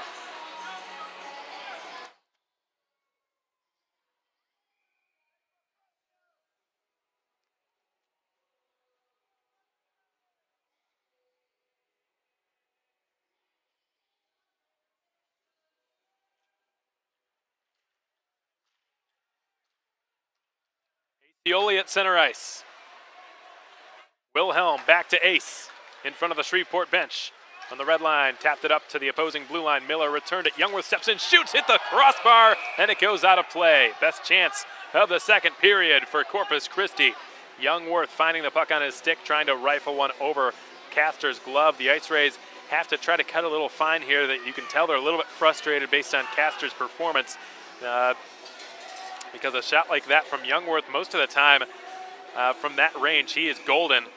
But the fact that he hit it off the top of the crossbar tells you he was trying to cut his shot so fine because of how sharp Castor's been tonight for Shreveport. Geisbers cleared it up to Acioli, but he had crossed over his own blue line. Did Roof touch it? No. Play resumes as we go on here. We've crossed the halfway point of the second period and of regulation time. 9.5 to go in the second. No score. Puck bounces off a skate right to Fader, who's knocked down. Acioli calmly up to Youngworth, and his fellow veteran tapped it further up to another veteran, Brendan Miller, in his third season as an IceRay, playing in his 152nd career IceRays game tonight. Up to Quisenberry, left circle shooting, blocker save Acton. Rebound sent off the side of the net up to Youngworth, who will start it out for Corpus Christi. punches one through, and here comes Noah Roof on side, offside the call. Late whistle.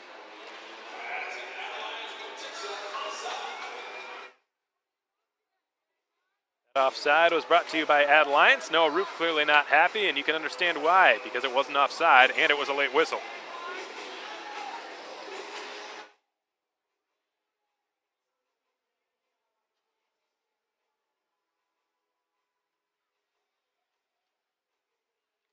Shreveport with a clean win on the draw after Hancock dropped the puck. Procopio up to Cook. Third-year NAHLer has cleared it into the IceRays zone. Fedulov pinned up by Kalen Taylor. Regula lost it to Cook, who skates in and shoots. Acton had the near post covered and makes the stop. We'll be back in a moment, folks. Please enjoy these words from our sponsors until we come back.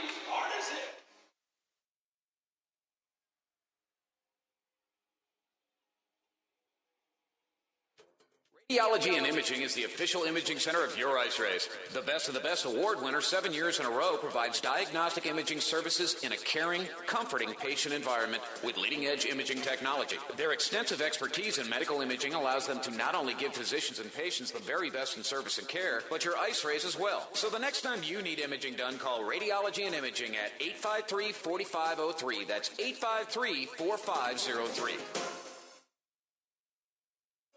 Villa Apartments offers residents a prime location that leaves you minutes away from shopping, entertainment, restaurants, and beaches. Residents will discover a life of splendor with 2 pools, a workout facility, outdoor grilling needs, along with comfortable apartments located just minutes from Texas A&M Corpus Christi. Island Villa Apartments are located off SBID and Nile Drive. Call Island Villa Apartments today at 994-1630 and set up your personal tour. 994-1630. Island Villa Apartments.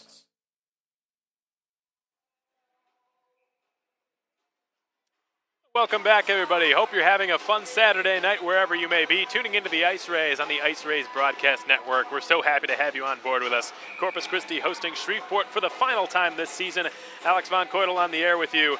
Again, thank you for joining us tonight. 8:46 to go in the second period. We're still scoreless, but it's been an exciting game up till this point, an interesting one at the very least. But we still don't have a score to show for it, which is seems like an injustice of sorts. So let's get one here. The IceRays trying to redeem themselves after a disappointing showing last night. And Shreveport with a 6-2 victory. It was tying the second largest margin of defeat the IceRays have suffered this season, the largest being against these very same Mudbugs. The only team that have beaten the IceRays at the ABC this season by more than 2 goals. Clement holds the line. Into the deep slot, Procopio coughs it up. Good presence by DeMizio to knock it off his stick and out to center. Taylor calling for it. Halford, or rather Youngworth, just missed him. Youngworth pursues it, nullifies the icing. Procopio lifted it up to Jack Clement. And what a weekend he's having.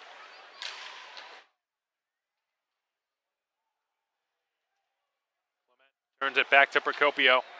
Baranovsky's was short of the red line when he dumped it. Icing will be the call, and a big hit was given by Rosenberg. Procopio retaliates, gets his stick tied up with Rosenberg, who's having none of it.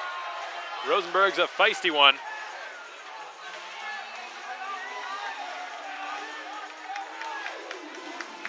And they don't call Procopio Porcupine just because of his name, folks, but also because of his prickly disposition. And he was retaliating for that hit that Rosenberg delivered on his defensive partner, Jack Clement. It was a clean one to be sure.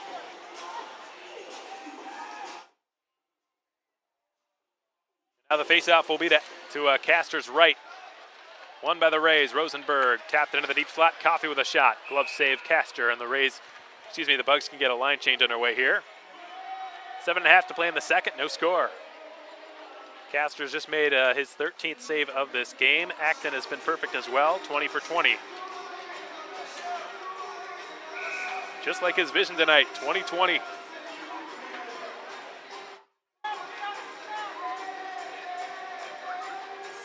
Stand-up comedy is not my forte. Angus Scott with a clean win on the draw against Contessa. Left off for St. Ange, who rips it into the glove of Castor.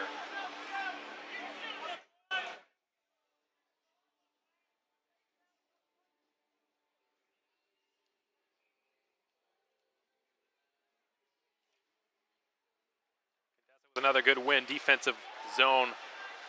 And Van Sweden lost the puck to Riley St. Ange. McCary was checked from behind a tad, nothing called. St. Ange couldn't bury it from behind the net. What's wrong with him?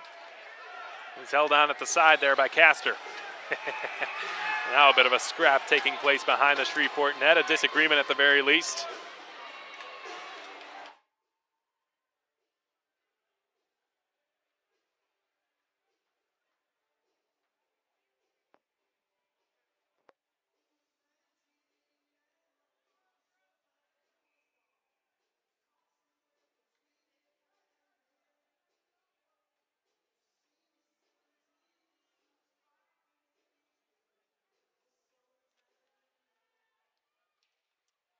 Ange firing right off the face-off, and again, Castor with good leather flashing. Still perfect tonight. He's robbed St. Ange more than once, folks. He robbed him. The biggest save he's made in this game probably to this point was on Riley St. Ange, in which he was sprawled out, kicked out the left pad to rob him on a partial breakaway. It was more like a 2-on-1. Coffey fed a nice slick pass through the circles, and St. Ange went to his backhand. On most goaltenders, he would have been able to bury that. Castor came up big, 7:16 to play in the second, still without a score. Puck drops, Scott with a clean win on the draw. Rosenberg, his pass outside of the reach of Coffey. He had to turn back out to center. The Rays were on a delayed offside. Now they're good to go as St. Ange commences the forecheck. Geisbers gets it out. Asplund drops one into the left corner, Acton behind his net to send it back in the direction from which it came. McCary hacking at it. Fader.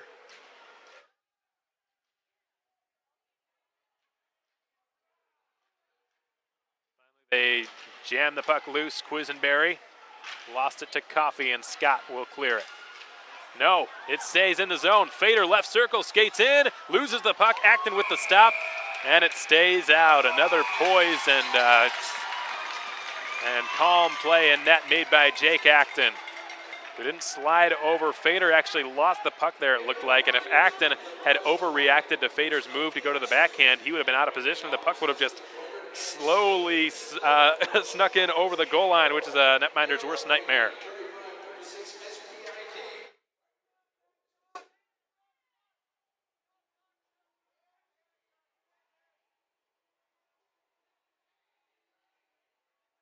Half to play in the second, still scoreless.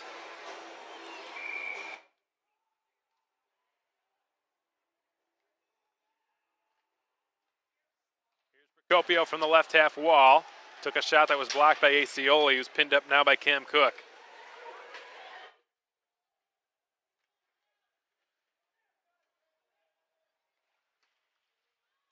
Clement fed a rolling puck into the deep slot. Procopio rescues it, fed it down to the left goal line. It's Cam Cook skating into his backhand now, turns. Cook put it behind the net. Fedolov's got it, tries a backhand shot, spinorama, stopped by Acton. Miller able to pry it free from the skates of Fedulov and dump it into a vacant area. DeCesar is there first, makes the safe play, gets it up and off the glass, out to center ice. Clement had some trouble with it, nearly stolen by Roof, who would have had a 2-on-1. But the puck didn't really want to cooperate with him. DeCesar turns on a dime behind his own net, gets it to Noah Roof. Roof also has to turn. He goes down, courtesy of Fairmouth. Transit's got it at the goal line, slipped it into the slot, intercepted by Miller, and out with it he comes. Brendan Miller from the red line. Fires one clockwise around the Shreveport wall, up to Transit. Fairmouth clears it behind the net. Kalen Taylor going after it. Barnowski's checks him. Down goes Yanni, hit from behind much? Guess not. Alford's pass was intended for Roof, intercepted by Baranowski's. And then Yanni is just punched in the face while trying to glove that puck down. Finally, something will be called against Shreveport for the first time tonight. 5 minutes remain, and because of that, there's going to be a scrap that took place after it. Yanni's still down. He was punched while it looked like there might have been a hand pass called against Yanni. He caught it and sort of popped it up in the air rather than just placing it right down. But to be fair to him, he had somebody right in his face, Zach Fairmouth, who punched him with his glove on, obviously, and sort of just mid-play. I'm not sure if that was just a reactionary play by Fairmouth or what, but that's definitely not allowed.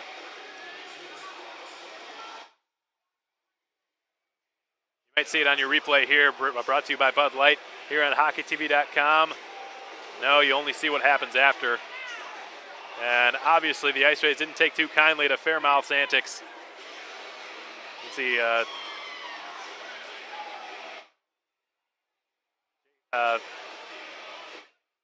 Jason Demizio stepping right in to defend his teammate. What is that now, the fourth time that he's defended Yanni in the last 2 weeks? I think so.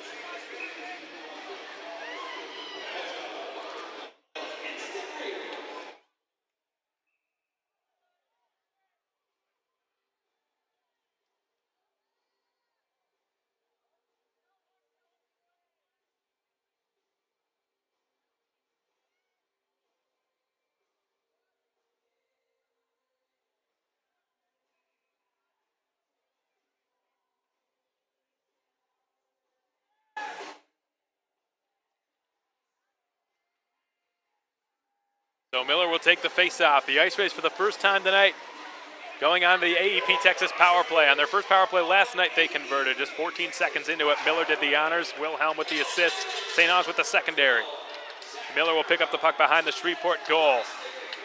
Sends one around to the Riley St. Ange corner. He steps in and backhands it again behind the net. Bounced away from Youngworth. And Geisbers has cleared it down.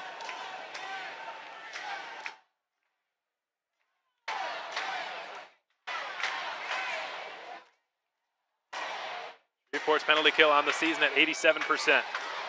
Wilhelm up the middle from the IceRays logo at center. Caroms one in off the left corner.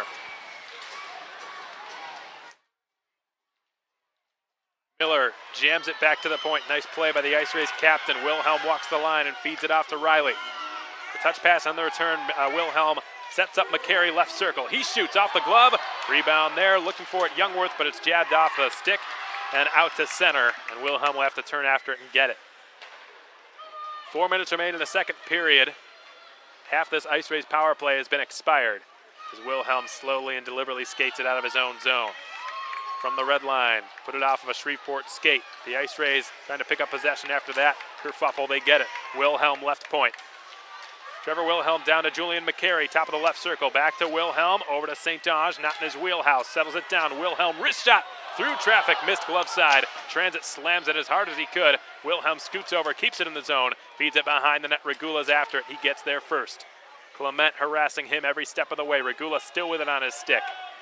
CJ Regula near the left point now as he scales back down the boards with it. He will leave it for St. Ange. Tap back to the line for Blake Coffey. It's McCary now, left circle. Julian McCary turning with it up to Coffey again. Stutter step and a fake. Acioli at the right point.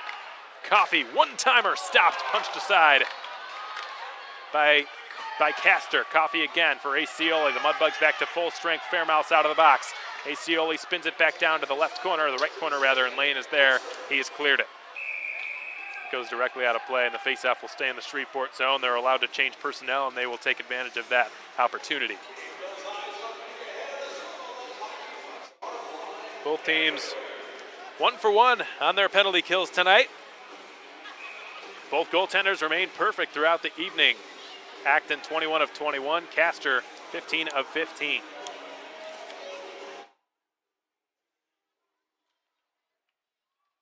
Right off the draw, another shot, this time taken by Novo. This time it was blocked. And Skolnick got it up to Burnett.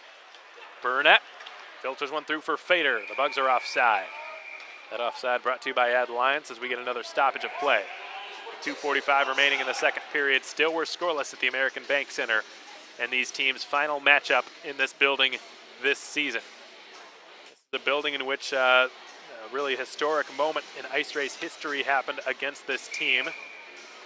Back in April of 2017, the IceRays secured their first ever postseason clinch of a division, clinched their first ever division finals appearance by sweeping the Mudbugs 3-0 here in this building. Shoots, miss the net. And Acton will hold on to the puck at the side of it. DeCesar getting feisty. He gives Contessa a few shoves. Shreveport last year, pretty heavy favorites, if not to win the Robertson Cup, then at least to go to the division finals and battle Lone Star for it. But the IceRays flipped the script, and they were sort of the underdogs in that series last year and made short work of them, swept them. Obviously, a lot of that had to do with Tomas Vomachka's brilliance, who just a couple months later was drafted by the Nashville Predators, but even before that, he was he was absolutely outstanding that entire series against Shreveport. And the IceRays with taking both of the first two games at George's Pond before coming here and scoring an overtime game-winning goal. Josh Tripp, the one who did the honors, if I'm not mistaken. It was originally identified as Power, but Tripp is the one who was ultimately credited with the goal. The biggest goal in IceRays history.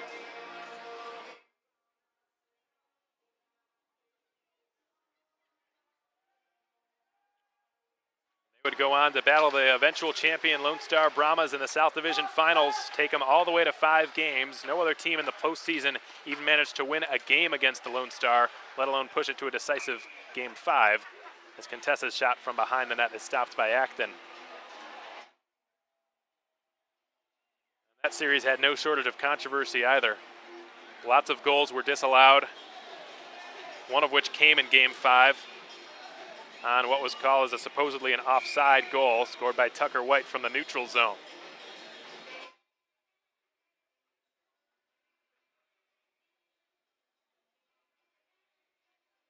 The only goal Max Prozik or either netminder let up in that game throughout the entirety of regulation.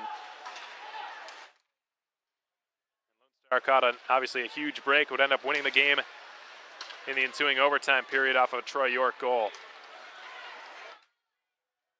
Larry Youngworth kicks it up to his stick, starts in on Procopio, fires, missed glove side. Karams all the way back out to center. Coffey turning to get it. 2 minutes to go in the second, still scoreless. Blake Coffey, Connor Yanni. Brendan Miller, intercepted by Fedulov on the back check. Clement. Dangerous return there for Procopio, nearly stolen by Roof. And Roof's going to get there all the while as he carries now into the near corner, loses it to Procopio's stick. And Dominic Procopio, the Mudbugs captain, on the left side, delayed penalty upcoming here against Corpus Christi.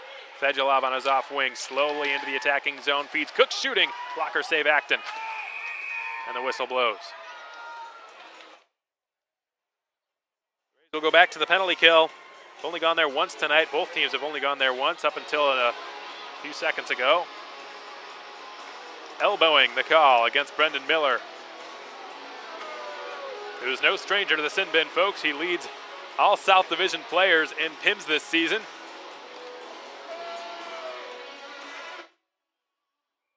He's just an exceptionally competitive young man, Brendan Miller. 315 career penalty minutes in his career as an IceRay, make it 317 now. This season alone, he's got 114 of them, which again leads every player in the South. And pretty penalty-prone players in the South Division.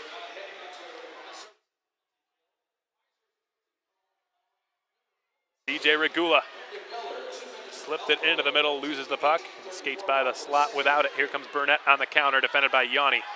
Ryan Burnett swivels into the slot, cuts to the outside, loses it. Good back check by his fellow Michiganer, Matt Acioli. Andrew Lane feeds it along for Jake Transit near the red line. Diagonal pass was intended for Clement, read by Acioli. Down he goes. Is this a hit from behind? I don't think it is. Babcock keeps his arm down and play continues. Transit. Baranovskis. Lane. Baranovskis again, right half wall. McCary watching him every step of the way. Baranovskis put it behind the net. Misfired on the pass down to Transit. Clement steps in. Backhands it to Transit. Intentional rhyme there. Connor Yanni has cleared it. 22 seconds to go here in period 2. Still no score. The Mudbugs trying to change that as half their power play is now expired. Geisbers. IceRays penalty kill presented by Republic Services, hoping to improve to 2 for 2 on the night. 170-foot shot by Rosenberg is stopped by Castor. Cook, time for one last shot, pulls the trigger.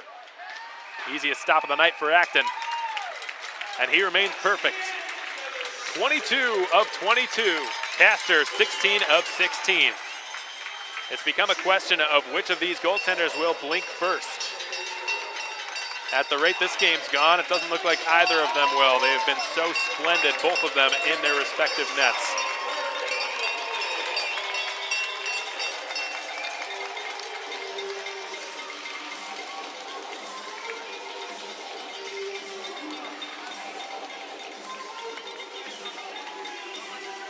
Hope you're enjoying the game up till this point, folks. It has been a fun one despite what the scoreboard would indicate. 34 seconds remain on the penalty called against Brendan Miller. He's already got 12 PIMs to his name tonight. 15, I think. It's the 5-minute major for fighting plus the 10. So a total of 17 PIMs on the night for Brendan Miller already. And once he's let out of the sin bin, 34 seconds into the third period, if the Rays can kill off the first 34 seconds of period 3, and he'll rejoin them at full strength, and the IceRays will look to get back on the attacking front and draw first blood here tonight. Not very often this season have the Rays gone a full 40 minutes without a goal being scored. Tonight they have. It's been a very closely contested goaltenders battle here this evening. Again, 22 16-year shots favoring the Shreveport Mudbugs. We're going to take a timeout here on the IceRays Broadcast Network, folks. When we come back, we'll have your Janet's Cakery out-of-town scoreboard update for you and more in just a few minutes.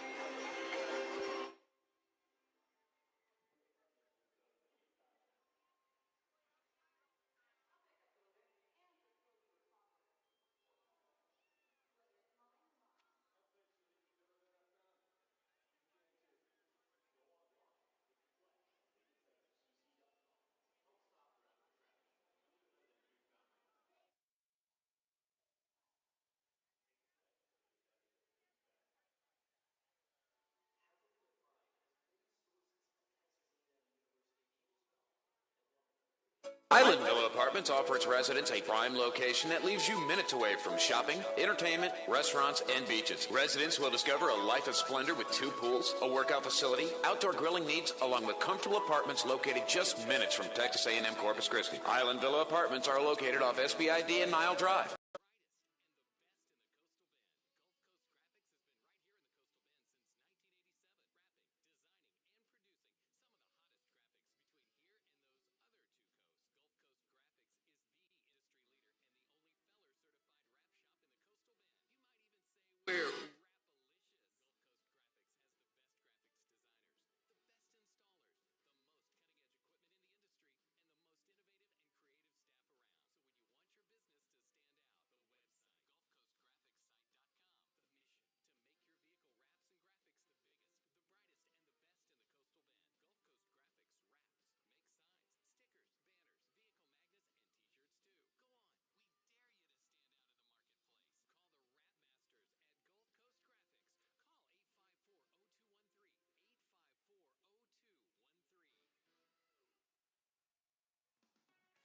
Is Corpus Christi's newest place for fun.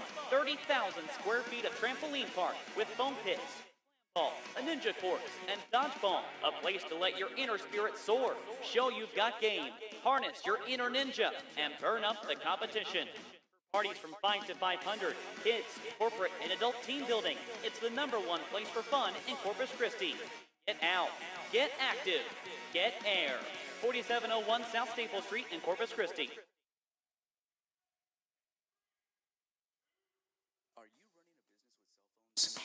We're unable to take your call at the moment. Please leave your name, number, and a brief When time is money and the message is urgent, you need two-way radio. Unit 5, return to yard immediately. Safe, reliable, distracted, driver-legal two-way radio from A&B Communications with built-in fleet tracking. Units 14 and 22 assist Unit 5 at And units, vehicle-mounted base stations, fleet tracking, on-site or wide-area communications for business. Online at abcom.net. That's abcomm.net. When you need to talk business.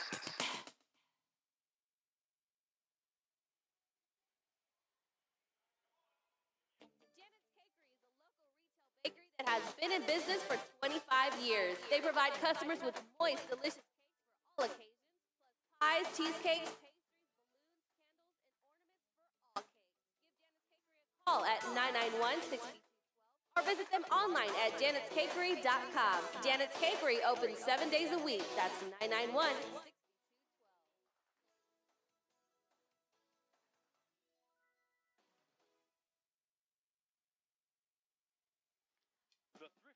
Is home of the Guaranteed to Sell classified ads, covering all Corpus Christi communities within a 75-mile radius.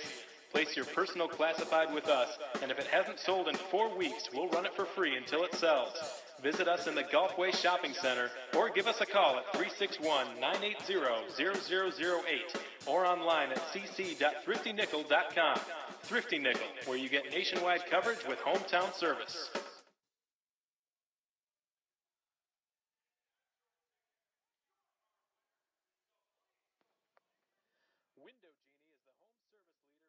Texas, at home or at the office with affordable prices. Want more than just your windows cleaned? Check out the Window Genie Big 3, offering window cleaning as well as window tinting and pressure washing. Window Genie is also your year-round solution for cleaning those pesky gutters. Call for an estimate at 361-792-3554. That's 361-792-3554. And let the power of the Genie work for you.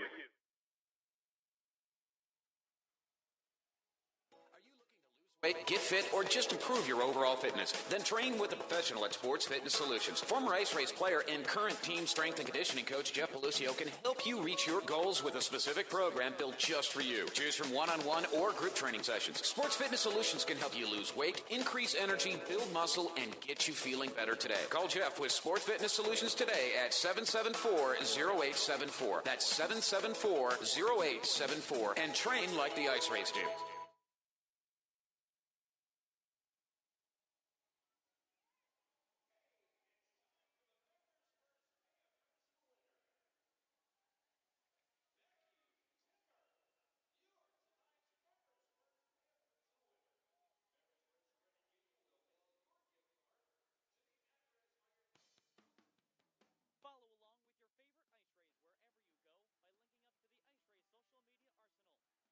More ways to follow the action than ever before. With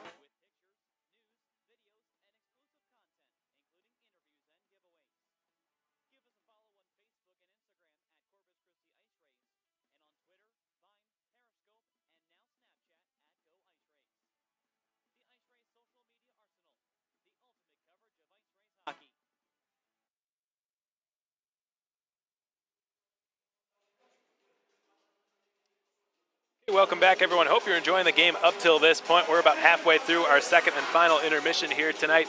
What started as a hard-hitting, high-flying game has turned into a goaltender's duel this evening. Jake Acton and Jackson Castor, each perfect in net. Castor making 22 of a possible 22 saves. Flip that around. Castor 16 of 16. Acton 22 of 22. The IceRays thought that they might be in for a break here tonight now that James Durham is gone. He was the best goaltender in the NAHL in terms of save percentage. He was just recently called up to the Dubuque Fighting Saints of the USHL. Taking his place was Dubuque's former goaltender, Jackson Castor. The IceRays thought, oh, we might have a chance here. Durham's gone, and he's been such a rock against us this season. By the way, he had over a .950 save percentage against the IceRays this season, James Durham. And now that he's gone, the IceRays were hoping for a bit of a break. That's not been the case. Jackson Castor's been just as good, if not better, than Durham was against Corpus Christi, and Jake Acton answering every shot that has come his way as well. So it's turned into a goaltending battle this evening.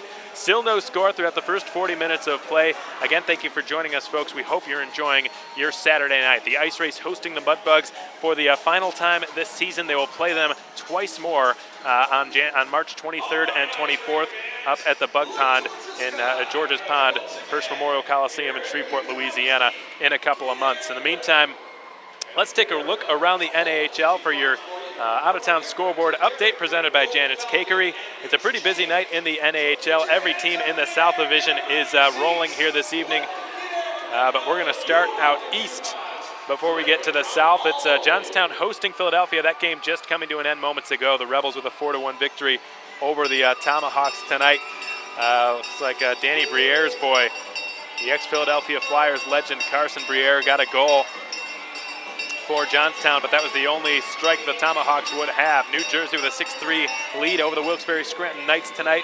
up in Middletown, New Jersey. 6 minutes remain in that contest for the Knights to muster a 3-goal comeback. Minnesota hosting Janesville in suburban St. Paul. 3-1 Jets the score in that game. The Jackalopes have just tied the Amarillo Bulls out at the bullpen in Amarillo, Texas. Ricky Carvalho with the strike for Greg Gatto, and the Jackalopes coming at 8:33 into the second period. So again, that game all leveled up at a goal apiece.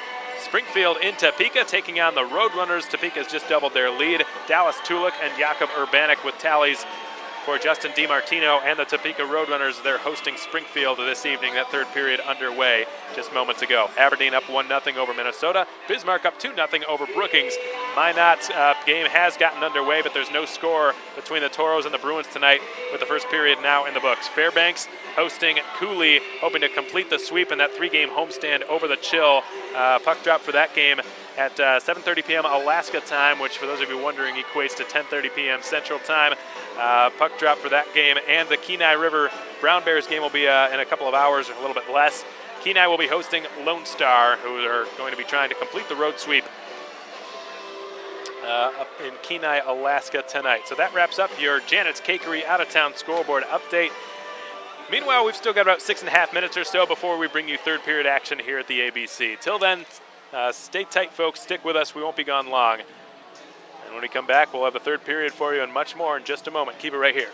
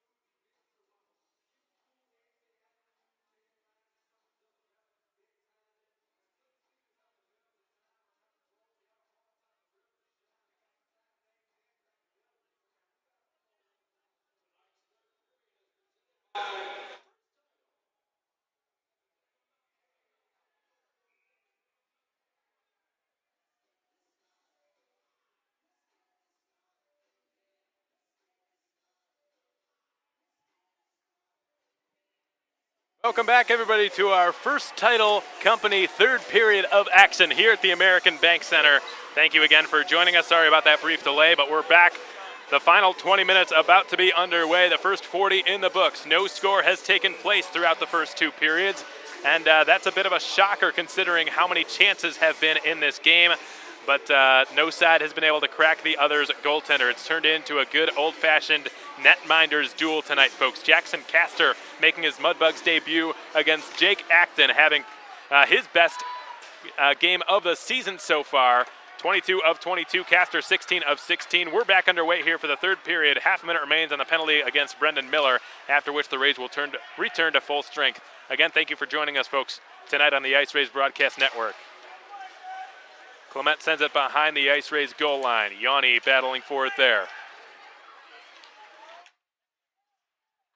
Quisenberry reverses the puck down to Ryan Burnett. Connor Yanni finished his check on Burnett. Puck stays in the zone. Clement couldn't filter his shot through all that traffic. Lane tees one up. Sends a wobbler wide to the right post. Acton just watched it roll past him. The IceRays are back to full strength. Miller's out of the box. Quisenberry had a puck knocked off his stick. Side of the net. Stuff attempt by Barnofsky's. Went off the side of the goal, and now it's Quisenberry jostling for positioning and possession behind the net. It's on top of it, so the whistle blows. It'd be tough to move there when it's on top of the netting.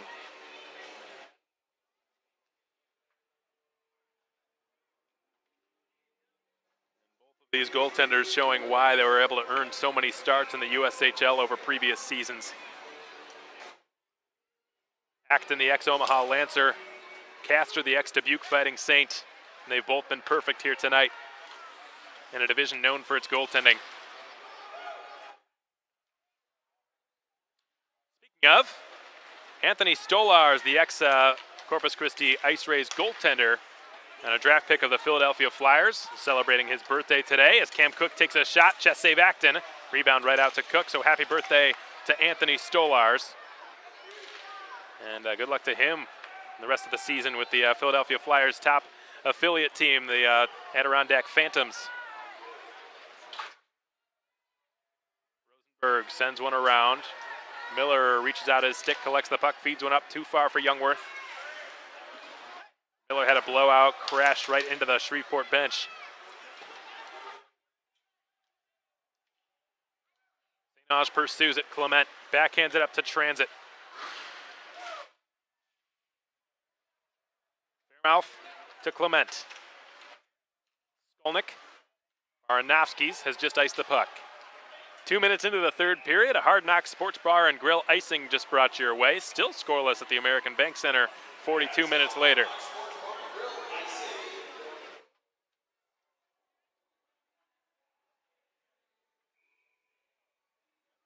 This time yesterday, the score was 5-2 favoring Shreveport.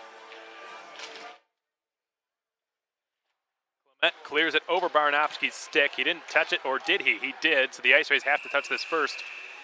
Whether or not Shreveport played it, the result would have been the same. If they touched it, then the high sticking whistle would have blown and the faceoff would have returned to their zone anyways. If they didn't touch it, then it would have been icing.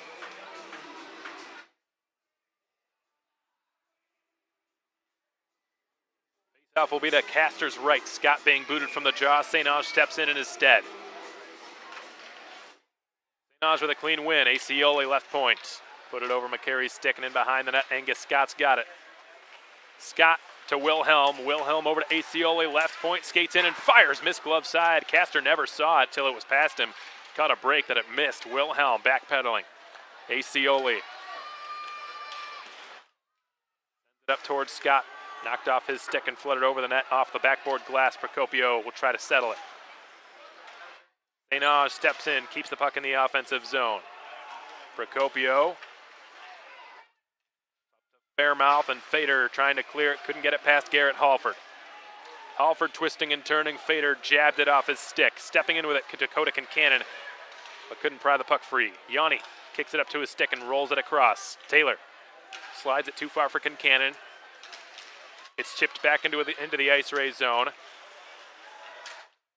And nudged further there by Taylor. Shuffleboarded down from center ice by Dakota Kincannon behind his net with it.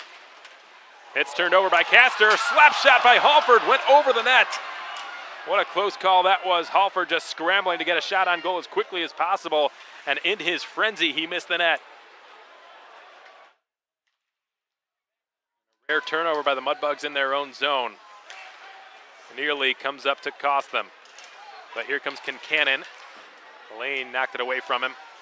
Halford turns it on the tape. Nice pass up to Kincannon, stepping down the slot, fed it over. Novo shoots. Waffle boarded away by Castor. Another good blocker side save. Novo resecures possession. Rosenberg taps it along, intercepted by Lane, who is down sealing the boards. Down lane goes again. What a black and blue night he has had. Number 15 in purple, Coffey.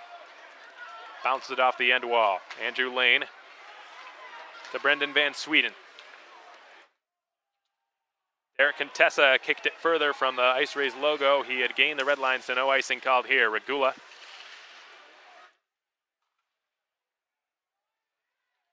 Little shove to Jake Transit. Here comes McCary, diving pass. Beautiful one at that. Here comes DeMizio going wide on Lane. Shooting stopped by Castor. Chest save. We get a whistle and the horn blows for our first third period media timeout of the third period. We'll be back in a moment, folks. Keep it right here on the IceRays Broadcast Network.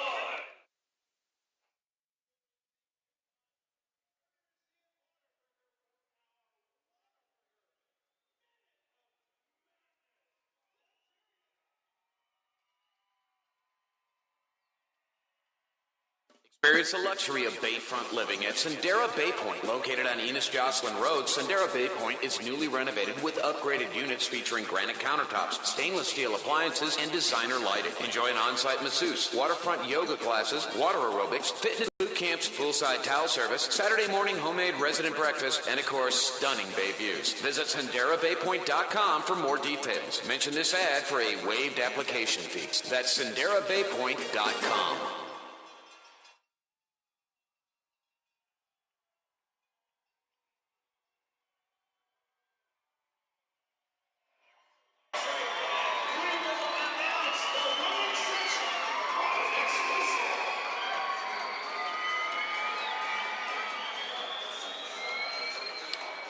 All right, folks, well, welcome back. Which goaltender will blink first is the question. Which one of these teams will solve their opponent's netminder first? AJ DeCesar tries to be the one to do it. He carries behind the net now, tacked off his stick.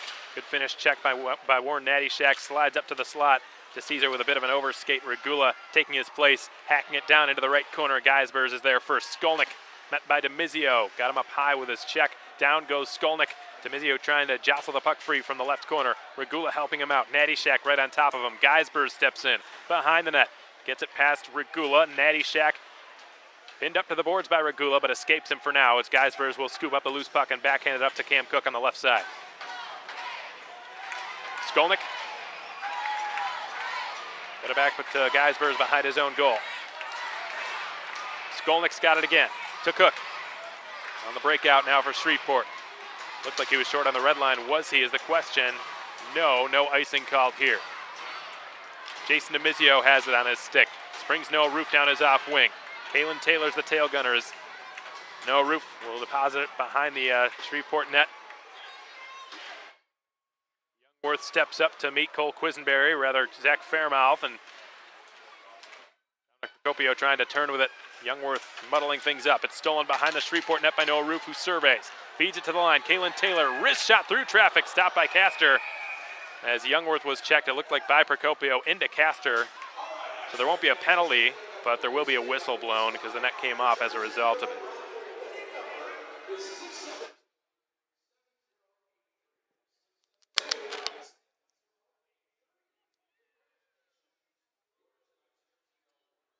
Play there made by Noah Roof, who stole the puck behind the Shreveport net and looked at his options. He decided to give it back to an open point man, Kalen Taylor, who took his time because he had time, so why not, and put it on net, made sure he got the shot through the traffic. Kalen Taylor's been good at that this season, and he hit the nail on the head. Perfectly placed shot, low, forcing a stick save by Castor, which would have resulted in a rebound had the net not come off.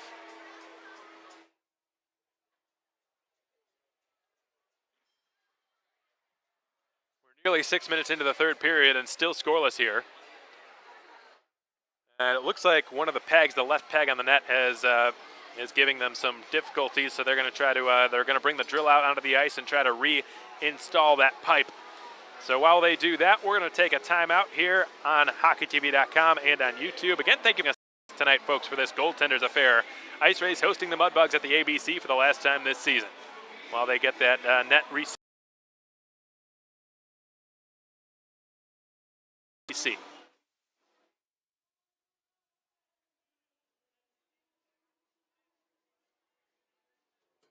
Radiology and Imaging is the official imaging center of your IceRays. The Best of the Best award winner 7 years in a row provides diagnostic imaging services in a caring, comforting patient environment with leading-edge imaging technology. Their extensive expertise in medical imaging allows them to not only give physicians and patients the very best in service and care, but your IceRays as well. So the next time you need imaging done, call Radiology and Imaging at 853-4503. That's 853-4503. Villa Apartments offers its residents a prime location that leaves you minutes away from shopping, entertainment, restaurants, and beaches. Discover a life of splendor with 2 pools, a workout facility, outdoor grilling needs, along with comfortable apartments located just minutes from Texas A&M Corpus Christi. Island Villa Apartments are located off SBID and Nile Drive. Call Island Villa Apartments today at 994-1630 and set up your personal tour. 994-1630.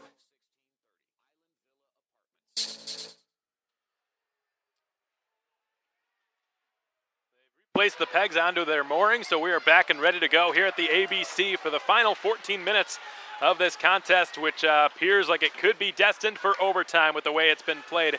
2 very proud goaltenders playing an exceptional game tonight. Acton and Castor have both been perfect for their respective teams. Castor 18 of 18, Acton 23 of 23. As Taylor gets it now behind his own goal line and feeds Connor Yanni on the right side. Yanni, good forecheck by Fader to steal the puck. Fader stays on his skates. Yanni does not. Yanni gets back onto his skates to help out, to try to move the puck and help out Noah Roof. Kalen Taylor takes it now behind his own goal line. He will punch it up for Larry Youngworth with a good backhand pass. Lobs one up, Roof in pursuit of it, but Lane will get there first. That was a nice effort there by Larry Youngworth, who yesterday passed it to himself by lobbing it over a Shreveport defenseman. This time he tried to pass it to a teammate.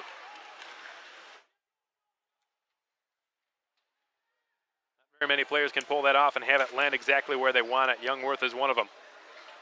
Fader. Put it down off the corner. Quisenberry had it bounce to him. He'll shovel it back to the line. Difficult time keeping it there by Andrew Lane. It could be a breakaway for Riley St. John. Down the left side. He moves. He shoots. Stopped by Castor. And the puck goes out of play. Best chance of the period for either side. Riley St. John's with a burst of speed after Lane coughed up possession at the line. Getting a good chance from the left circle, but Castor stood tall. You're not going to beat him very often on a clean shot. Jackson Castor, pretty big boy. He takes up an overwhelming bulk of the net. You almost have to score on a second chance with him.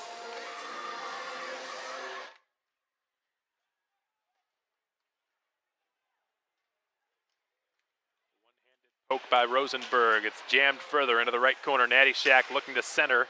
There's a hot pass. It went off a raised stick. Bounces all the way back to the line.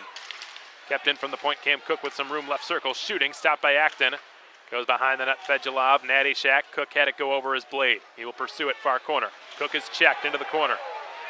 Puck rolling now. Fedulov loses it to Angus Scott on the back check.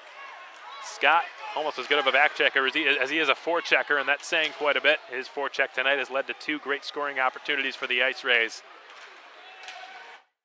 Responsible for C.J. Regula's first goal as an IceRay as well back in November against Topeka. Novo.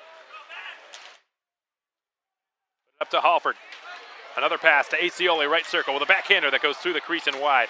Kincannon stepping in, battling for the puck. He wins it. Novo centering. Kincannon had it go off his stick on net, knocked aside by the stick of Castor. Procopio with the outlet pass, and it's cleared past transit skate out towards Wilhelm, who will feed it to Novo. Good little surge by the Rays over the last 30 seconds or so. Halford with a stutter step loses it, flattened by transit at center. Play goes on. Novo across the Shreveport line. Shoots! Is that in? It goes off the crossbar. The goal light turning on. Is this a goal? It is! The IceRays have scored! 8.5 minutes into the third period, finally one of these goaltenders has blinked, and Dominic Procopio will not stop harassing the referee. He does not believe that's a goal. It certainly was on the second shot on the rebound, but we're not sure which player will be credited. Novo took the initial shot that looked like it went bar down off the crossbar, and we're going to get a better look here, we hope, on the Bud Light replay, because it was tough to tell whether the initial shot by Novo went in. Certainly the rebound shot went past Jackson Castor, we know that much. But had the whistle blown before that went in, then it will not count, nor will it had the net been dislodged, but that's not the case. This goal will stand, folks. As the referee pointing to center ice, that is a good goal. Whose is it? We have no idea. I think it will go to Matt Novo. But the referee tonight, Babcock, skates over and tells the timekeepers that that is a good goal. 11.5 to go in the third period. Finally, one of these goaltenders has blinked. And what looked to be a relatively harmless shot based on the saves Castor's made tonight ends up beating him, going over the cross or off the crossbar and in.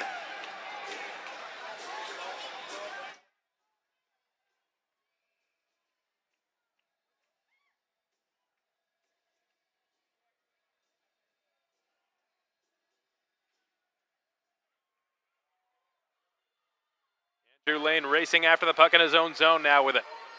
We've finally got a goal on our hands, folks. It's 1-0 Corpus Christi, and I believe Matt Novo will be the man responsible. The IceRays have cleared it below the Shreveport goal line. Still waiting for the call by the public address announcer, Pajaro Diaz. Let's take a listen.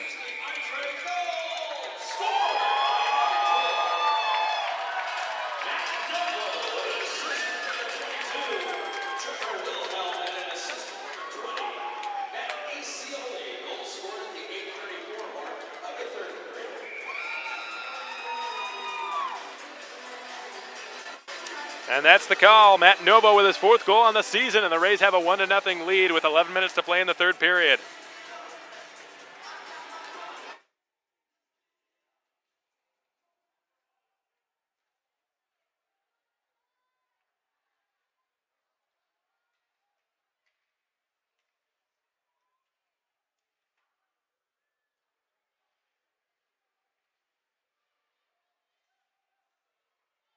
Fairmouth shoulders his man down right in front of the player benches. Roof checked by Skolnick. The puck squeaks out to Rosenberg at center ice. Coffey taps it right through the middle. Here comes Roof. Slides one across the blue line. An area pass to Youngworth, right side. Checked by Skolnick. Stays on his skates.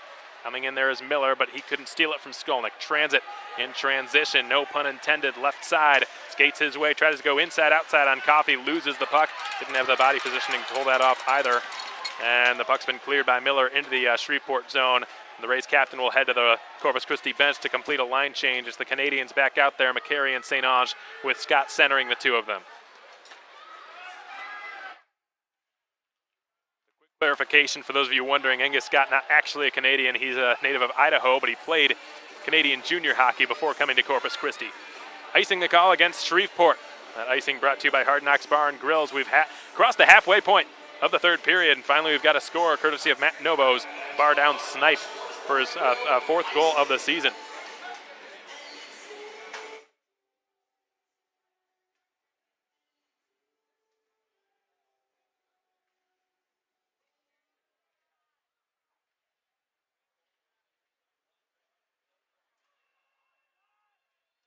Cook shooting, blocked by Acioli, goes over the glass and out of play.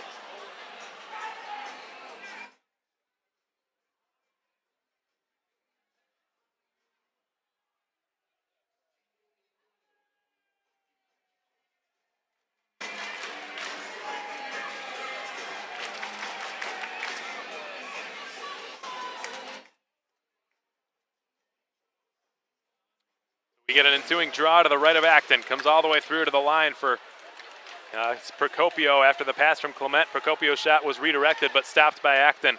McCary will shuffle one off of the glass and ultimately off the glass separating the two player benches. And Tyler Myers catches a souvenir down there. The IceRays emergency goaltender has come in when he's been needed to this season, and a big shout out to him, by the way, from coming down to Corpus Christi on pretty short notice. Chad Veltry's not been cleared to play yet. So Fader will try a wraparound. Acton moving over from his right to his left to kick it out, make a left pad save, and now here come the IceRays on the counterattack. Demizio going wide on lane, taking it all the way behind the net now. He's checked by Asplund. Scored a goal in his Mudbugs debut last night, the Swede. Burnett couldn't clear past Acioli. A second effort by Quisenberry. Rolling puck settled by Demizio, given to Wilhelm, who will slap it in from there. Takes a crazy carom off a partition. Regula steps in, goes headfirst into the glass, but it's on that side of the ice, so we expect it to stay put. It's icing, yes. Shreveport guilty of icing the puck as no contact was made by Ryan Burnett on that clearing attempt from center ice. 8:53 to go in the third period. 1-0 Corpus Christi, Matt Novo's fourth goal of the season. And there you have it. It was a beautiful shot from above the left circle that looked like it went bar down on Jackson Castor. We're still not 100% certain if the initial shot went in or if the second one did. If the second one did, I don't think it would have been Novo's goal, so I'm fairly certain that first shot, an unscreened, hard, heavy wrist shot from above the left circle, going off the crossbar and in. Excellent placement by Novo, who's right back on the ice, but hits the deck after Transit knocked him down. Transit gets the pass on the left wing. He waits, he shoots, chest save Acton.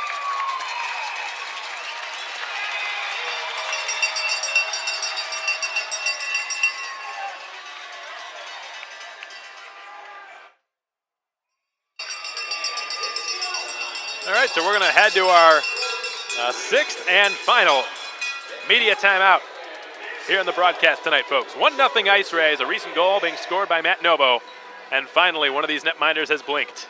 We'll be right back.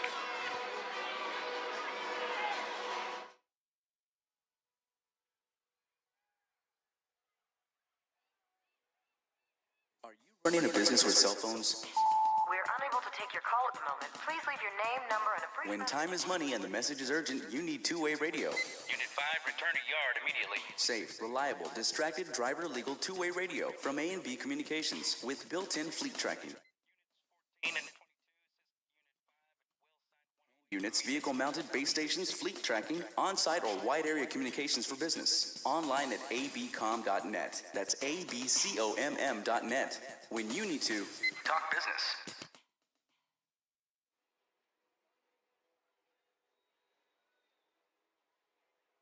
.8:45 to go. Can the IceRays hang on? That does not. They don't want that to be their mentality and their philosophy. And I can almost guarantee you that's something along the lines of what Brad Flynn is telling them on the bench right now for our second and final media timeout of the third period. Not to play on their heels and just back up and try to defend and conserve this one-goal lead, because against a team like Shreveport, that's a death sentence. So the IceRays have to keep their feet on the gas pedal. They have to keep playing this game as though it were tied and going out there aggressive and hungry to continue to add to their lead. They they turtle, and that'll be playing right into Shreveport's hands. Expect them to get increasingly aggressive here as this period goes on. Transit is checked by Connor Yanni. Only once have the Rays been able to beat the Mudbugs in regulation time this season, and it came in their building on October 14th in George's Pond. Geisbers to Transit. Fairmouth, right wing side going wide on Taylor, driving behind the net. Acton scoots over. He's got the post covered. Skolnick, left point. Tried to feed one over. The pass was outside of the reach of Clement. Here comes Miller. Miller couldn't slip one through for Taylor. Roof follows up and skates it over the blue line, and with some hesitation, he negotiates his way over the line and dumps it deep into the Mudbug zone. Clement has got it now behind his own goal. St. Ange takes Youngworth's place in the F1. Youngworth to the bench. McCary hops on in his stead. Fedulov slips away from Youngworth, or rather McCary, and skates it over the left wing side on the blue line. On the left side is knocked off the puck by St. Ange. Right point. Spencer, or Clement rather, turn the puck over. And here comes Angus Scott through center. Flies one into the left corner in the Shreveport zone. 7.5 to go in the third. 1-0 Rays. Novo, your lone goal scorer tonight. McCary centering, hacked out of there, and past Rosenberg, who has to turn and get it at center now. Blake Coffey from the red line floats one in on net, gloved and played by Castor. Procopio. Burnett Good stick check by Kincannon, nearly stole it. Puck sent towards him there by Scott, but it was intercepted by Clement. Good effort there by Angus Scott. Here's an opportunity chasing after Quisenberry, turning, centering. Fader, shot on net, pad save by Acton. Excellent stop. Left point, Asplin's drive, blocked, it looked like, by Acioli, who's back on his skates, which is a good sight to see. Kincannon deposits it behind the Shreveport goal line and goes in after it. Flung out, good 70-plus feet, cross ice, beautifully. Quisenberry with the shot. Left pad save made by Acton, who remains perfect. Burnett lost it to Acioli in the near corner. Burnett trying to pry the puck free. Fader spins it back to Burnett now behind the goal. Wilhelm takes him. Burnett slips away from him. Tries to feed it up to the point. Diving attempt made to clear by Kincannon, and he eventually is able to kick it past the blue line. The Mudbugs have to reset there on a delayed offside. Now they're good to go. 6:15 to go in the third. 1-0 Rays. Acioli settling things down with the puck on his stick behind his own net. Contessa reluctant to begin the forecheck. Acioli patiently holding on to it. Fed it to Wilhelm. Wilhelm's pass was intended for Demizio. It was intercepted by Geisbers, who stepped in. Van Sweden circling back to Derek Contessa. Contessa chips it into the left corner. It will bounce in behind the net now for Wilhelm to try to punch it up to Demizio. Perfect pass. Demizio looking to split one through center. He feeds Novo. Novo with a one-handed attempt to get it deep into the Mudbug zone. Didn't work out as Skolnick intercepted it before it could get there. Geisbers up to Van Sweden. Geisbers again. And the Mudbugs defenseman got it up to Contessa, who had gained the red line before clearing it, so no icing will be called here. Taylor. Back to Yanni. Angle the pass right to Riley St. Ange, just missed his stick, so icing will be the result.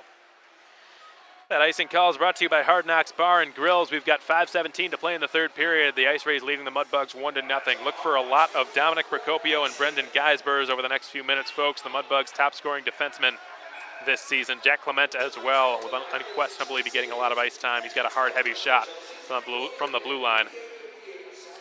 We expect to see Cam Cook's line with Jurgi Fedulov and Warren Nattyshak, as well as Jordan Fader's line.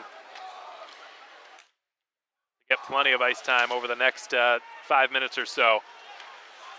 Mudbugs pressing hard to tie this game up. 1-0 your score. Only a quarter of the third period remains. 5 minutes to go. Taylor emerging with the puck after that scrap. Yanni's got it on the right side in his own zone. Safely chips it off the glass. Past St. Ange's glove. Procopio for Clement. One ahead, too far for Nattyshak. Taylor can't clear it past Nattyshak. Cook stepping into the circle. Fed one over to Procopio, left circle, shooting, punched aside by Acton, who's made another good stop. Procopio held the line beautifully with his glove, took a hack at Miller's skates. Soccered further, Miller tried to chop it past Procopio, who's made another brilliant keep. Taylor. Fed one around, Rosenberg's got it, deep in his own zone. Dangerous pass into the slot, Regula, while down, tried to clear. A shot goes over the net and into the left corner, and it's centered off the back of it. Acton searching, scrambling, trying to find it. Fader's got it now in the left corner. Jordan Fader turns it down to the adjacent side corner. Quisenberry left it off. Procopio scales in behind the net with it. Searches, centers, stopped by Acton on the doorstep. He locates it and hangs on.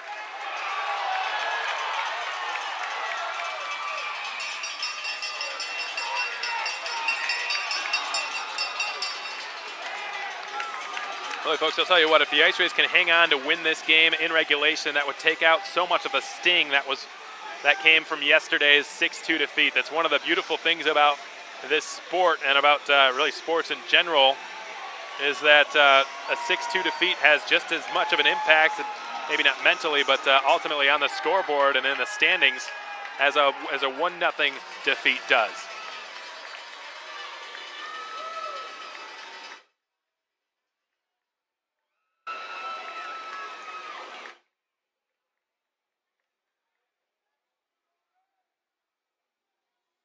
Again, for the umpteenth time this season, the Ice Rays proving by their actions that when they're at their best and working their hardest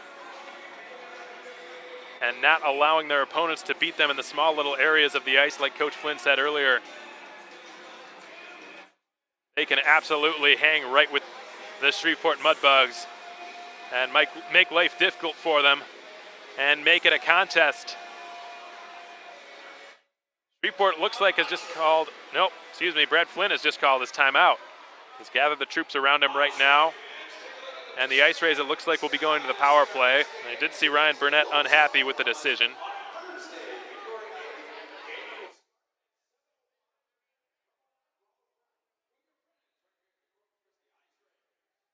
I wonder what the call was against Burnett. Cross-checking the decision. And that is a bad time to take a penalty, let alone in the offensive zone. That's got to, I imagine that one is going to drive Carlos Zernis nuts. No team has scored a power play goal tonight. The Rays 0 for 1, the Bugs 0 for 2 rather, on the man advantage. Castor 21 of 22 in net, Acton 28 of 28. Ryan Burnett going to the box just moments ago for a 2-minute minor for cross-checking. The IceRays will get the chance to extend their lead on the AAP Texas power play, which is going to be one of the most important power plays of the season for them. Yesterday they allowed a shorthanded goal. That under no circumstances can happen here. They've got to be careful of it. Shreveport with a lot of very dangerous players while shorthanded. Though one of them, Kieran Durgan, is not available tonight. The forwards sent out to replace him, Cam Cook and Jake Transit. The defenseman, Brennan Geisbers, Dominic Procopio. For the IceRays, 4 forwards, 1 defenseman. The lone blue liner being Trevor Wilhelm, who assisted on Brendan Miller's power play goal yesterday. Miller's still out there as well, joined by Youngworth, McCary, and St. Ange. Acton with the puck on his stick now at the side of his net on the left of it. Leaves it for Trevor Wilhelm, who fakes out Transit. McCary up to Youngworth, trying to sneak past Procopio. Lost it into the corner. Geisbers for Procopio. Sends one around. Miller's there. Feeds it up to the line for Wilhelm. Spun back in behind the net. Procopio looks like he'll be first to it and feeds his man on the wing, Jake Transit, who's met by St. Ange. Transit dropping it. Procopio showing poise as he clears his own end. 3:22 to play in the third period. The Rays with the buck 18 to go on this AEP Texas power play, which is 0 for 1 tonight, hoping to become a 1 for 2 and really put the pressure on Shreveport in the final 2 minutes. Demizio goes after it against Clement. Peter clears it. Cioli races after it. Quisenberry closely behind him. Quisenberry wipes out. Puck is jammed free and out to the far wall. Coffey is met by Jordan Fader. Coffey just carefully reverses it behind his own goal line, and Aciola will take over from there. Regula, Demizio, and Roof out there as forwards for the Rays, with Coffey and Aciola as the rear guards. It's fed around clockwise into the offensive zone. Roof steps in, goes past his stick. Regula seals the boards, has the puck. He sends it to the goal line. It's Roof there. Roof is harassed and pressured by Lane. Down Roof goes. A battle ensues along the far half wall. 2:22 to play in the third period. 18 seconds remain on this IceRays power play. They lead 1-0, and the whistle blows. The puck had been frozen along the far half wall, so we get a stoppage. Face-off will stay in Shreveport territory.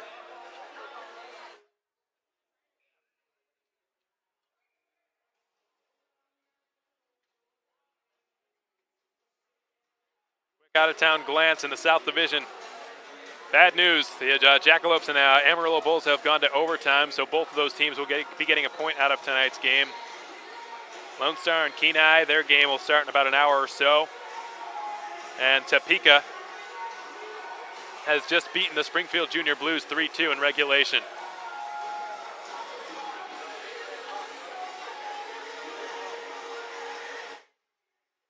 The out-of-town scores, not ideal for the IceRays tonight. Every team in the South Division so far has at least gotten a point.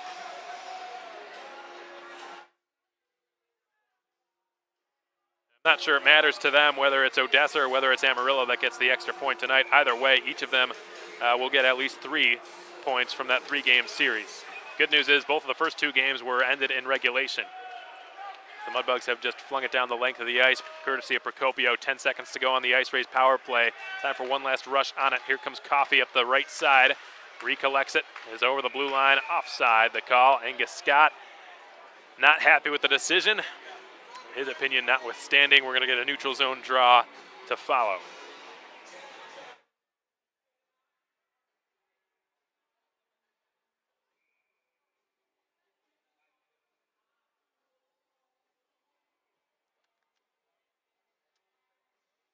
Ryan Burnett standing in the Shreveport penalty box. He's going to hop on right after this puck drops. 1 second to go on the power play for the IceRays, which will drop to 0 for 2 on the night. Burnett's out of the box. The Mudbugs back to full strength. St. Ange tapped it into Shreveport territory. Mudbugs really hoping to not lose this game in regulation time and to take 3 points out of 4 at least here in this road series. Cook steps in across the blue line and turns. Cam Cook finds the trailer. It's transit, getting a weak shot on net. It rolls towards the crease, and Acton's able to cover it with his glove.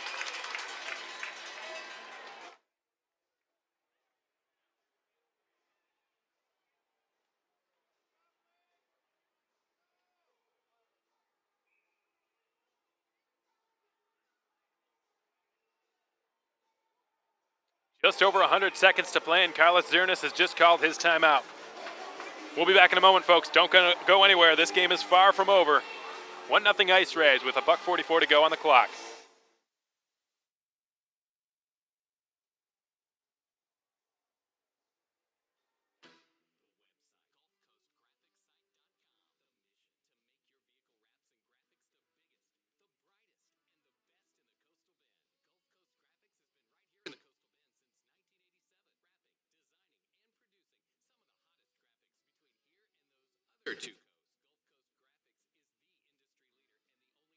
Certified wrap shop in the Coastal Bend. You might even say we're Rapalicious. Gulf Coast Graphics has the best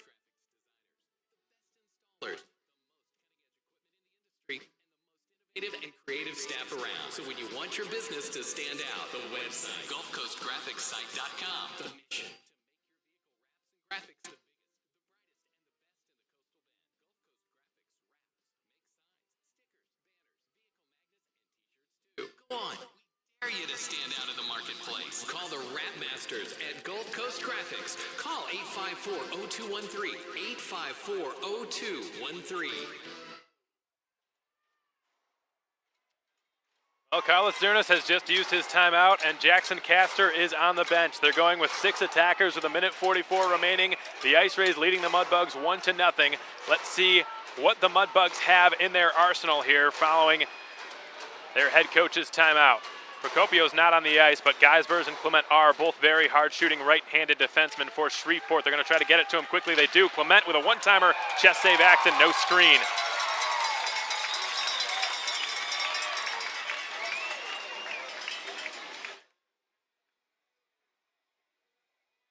Jack Clement, who's committed to the University of Nebraska Omaha, had a couple of goals yesterday and is trying for a third on the weekend series. He lines up in the shooting hole again. In all likelihood, that's where the Mudbugs will be trying to move it, perhaps to Geisbers, one of the two, if they win the draw, which they do. Cook able to nudge one through a pair of skates, but the IceRays end up with it. Halford couldn't shoot at the empty net from center as he was being brought down. Geisbers back with it in front of his own net. Fed one a bit dangerously, but Ryan Burnett's got it. No harm, no foul. Here comes Quisenberry. Look out, that one zipped into the top of section 104. I think it hit one of the sponsorship signs up here. Good thing that was a sign that it hit and not somebody. Well said, Pudge. Our public address announcer reminding the folks here to watch out, keep their heads on a swivel for flying pucks. Those things move pretty quick. Castor back in his net. He's about 20 feet outside of it. Miller tapped it along. Quisenberry reconvening with Geisbers in his own zone. Quisenberry turns with it. A minute to play in regulation time. The Rays with a tenuous 1-goal lead here at the ABC in their last home matchup against the Shreveport Mudbugs this season. Icing the call against the Mudbugs. The faceoff will return into the Shreveport zone with 56 seconds remaining. The crowd standing onto his feet. They want to see comeuppance after yesterday's 6-2 defeat. Should the Rays hang on, they will have it. What a night.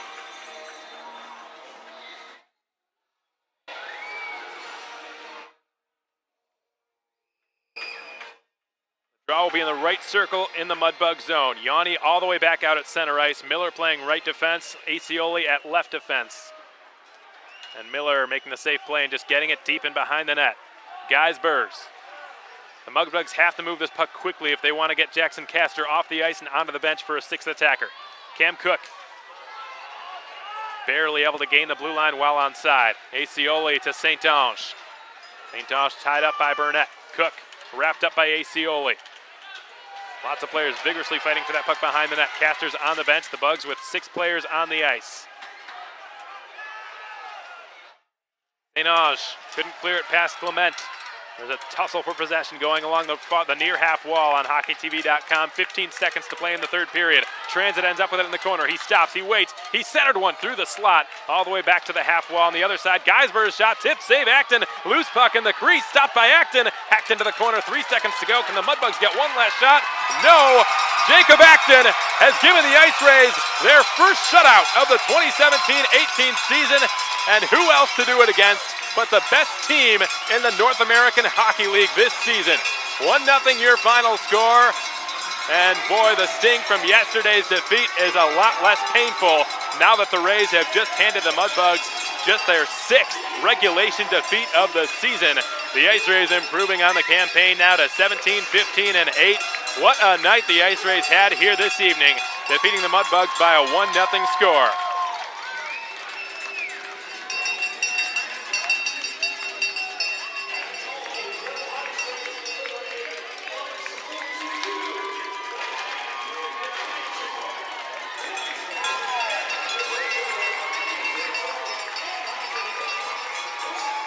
My goodness, Jacob Acton with a 31 save performance, I think is unquestionably going to be the Sports Radio Corpus Christi first star of the game with the night that he had. Not very often have the Mudbugs been shut out this season. They're one of the highest scoring teams in the league, 3rd highest according to the goals per game. And they were just stunned tonight and stumped by a goaltender who was just in the zone right from the get-go. You could tell with him, just seconds into the game, some of the saves he was making, how sharp he was. He was right with it, right from the first period puck drop. He did not concede anything.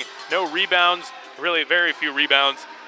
Was on his angle every single time the puck was sent his way. Literally a perfect night tonight by Jacob Acton. And for the first time this season, the IceRays have a shutout, and Acton the one earning it. And in all likelihood, Rays fans were probably expecting the first IceRays shutout to go to Chad Veltri. He was getting the majority of the starts, and he had been one of the best goalies in the NAHL this season, but his absence has resulted in more ice time for Jake Acton, and boy, did he make good on it tonight. The Sports Radio Corpus Christi 3 stars of tonight's game will be read by the public address announcer Pudge Aradias down at center ice momentarily. Number 3, Matt Acioli, who had a stout game defensively from the blue line, was one of the biggest reasons the IceRays managed their first shutout of the 2017-18 season, as he tosses a shirt up to a souvenir in section, or to a lucky fan up in section 104. Number 12, Matt Novo, who scored the game-winning goal, the only goal in this game. What a snipe, what a rocket that was from above the left circle, going bar down on Jackson Castor, who was otherwise perfect tonight. And this will surprise absolutely nobody. A 31 save performance by Jacob Acton. Not once this season has there been a more obvious selection for the first star of the game. And the IceRays goaltender has been honored with your Sports Radio Corpus Christi first star of tonight's game. Excellent job done by him and the IceRays defenseman who bared down a little bit in front of him. One of the keys of tonight's game for the IceRays was wanting it a little bit more, making Shreveport's life more difficult, and looking across and saying, you're not going to beat me tonight. And that started in the defensive zone. There were issues last night with the IceRays getting off the ice, or taking too long to complete line changes. There were some extended shifts. There were periods of time in which they just couldn't move. They were winded. That was a non-issue tonight. It was a non-factor tonight. They got the puck off their sticks quickly. They got from the ice to the bench quickly, and they made life easier for Acton than they did yesterday. That much is certain, and boy, did he thank them tonight. A 31-save shutout for the IceRays netminder, the first shutout of the 2017-18 season, and who better to do it against than the number 1 ranked team in the North American Hockey League. If you like low-scoring affairs, folks, tonight was your night, though the shots on goal would suggest otherwise. It was a very low-scoring game. 1-0 your final score. We hope you enjoyed the broadcast. We know you enjoyed the outcome. Once more, the IceRays with a 1-0 win over the Shreveport Mudbugs and improving to 17, 15, and 8 in the South Division. They have just moved up to 42 points on the campaign. That was their 40th game played this season. Going to take a brief look at our Janet's Cakery out-of-town scoreboard update and keep it within the South Division here. Amarillo defeated the Odessa Jackalopes in the shootout tonight, so that's probably good news for you IceRays fans. I know it's not great for either of those teams to get the win, but in all likelihood, if you had to pick a side you were rooting for in that game, you've got to go with Amarillo just because of Odessa right now holding the spot that Corpus Christi is after. So in front of a good crowd tonight in Amarillo, 3,400 plus. The Bulls winning in the shootout, courtesy of a goal scored by Trey Bagwell, pretty recent addition to Rocky Russo's squad. So the Bulls with a 2-1 win. Topeka held on as well up at the Kansas Expo Center tonight to beat the Springfield Junior Blues by a 3-2 final. And Lone Stars game about to get underway in about 45 minutes or so. That wraps up your South Division Janet's Cakery out-of-town scoreboard update. Again, thank you very much for joining us tonight, folks. It was a fun one here at the American Bank Center. The IceRays held on for the 1-0 victory. Matt Novo with the game-winning goal. Jacob Acton with the team's first shutout of the 2017-18 season. Hope to have you on board with us next weekend. The IceRays will travel out to West Texas to take on the Odessa Jackalopes at the Jack Shack, also known as the Ector County Coliseum, on Friday, January 26th and Saturday, January 27th. That will be the last time the Rays pay a visit out there for the rest of the 2017-18 season. Remember, the last time they went out there, they had their highest, they yielded their highest goal-scoring output of the season, scoring 7 in their last game before the holiday break. So Odessa clearly with a bit of a bitter taste in their mouths after that. We'll see how that series shakes out. But we hope to have you on board with us. We will be broadcasting those games on hockeytv.com and on 1230 AM, 95.1 FM, and 96.1 FM Sports Radio Corpus Christi. Till then, so long, everyone, and enjoy the rest of your weekend.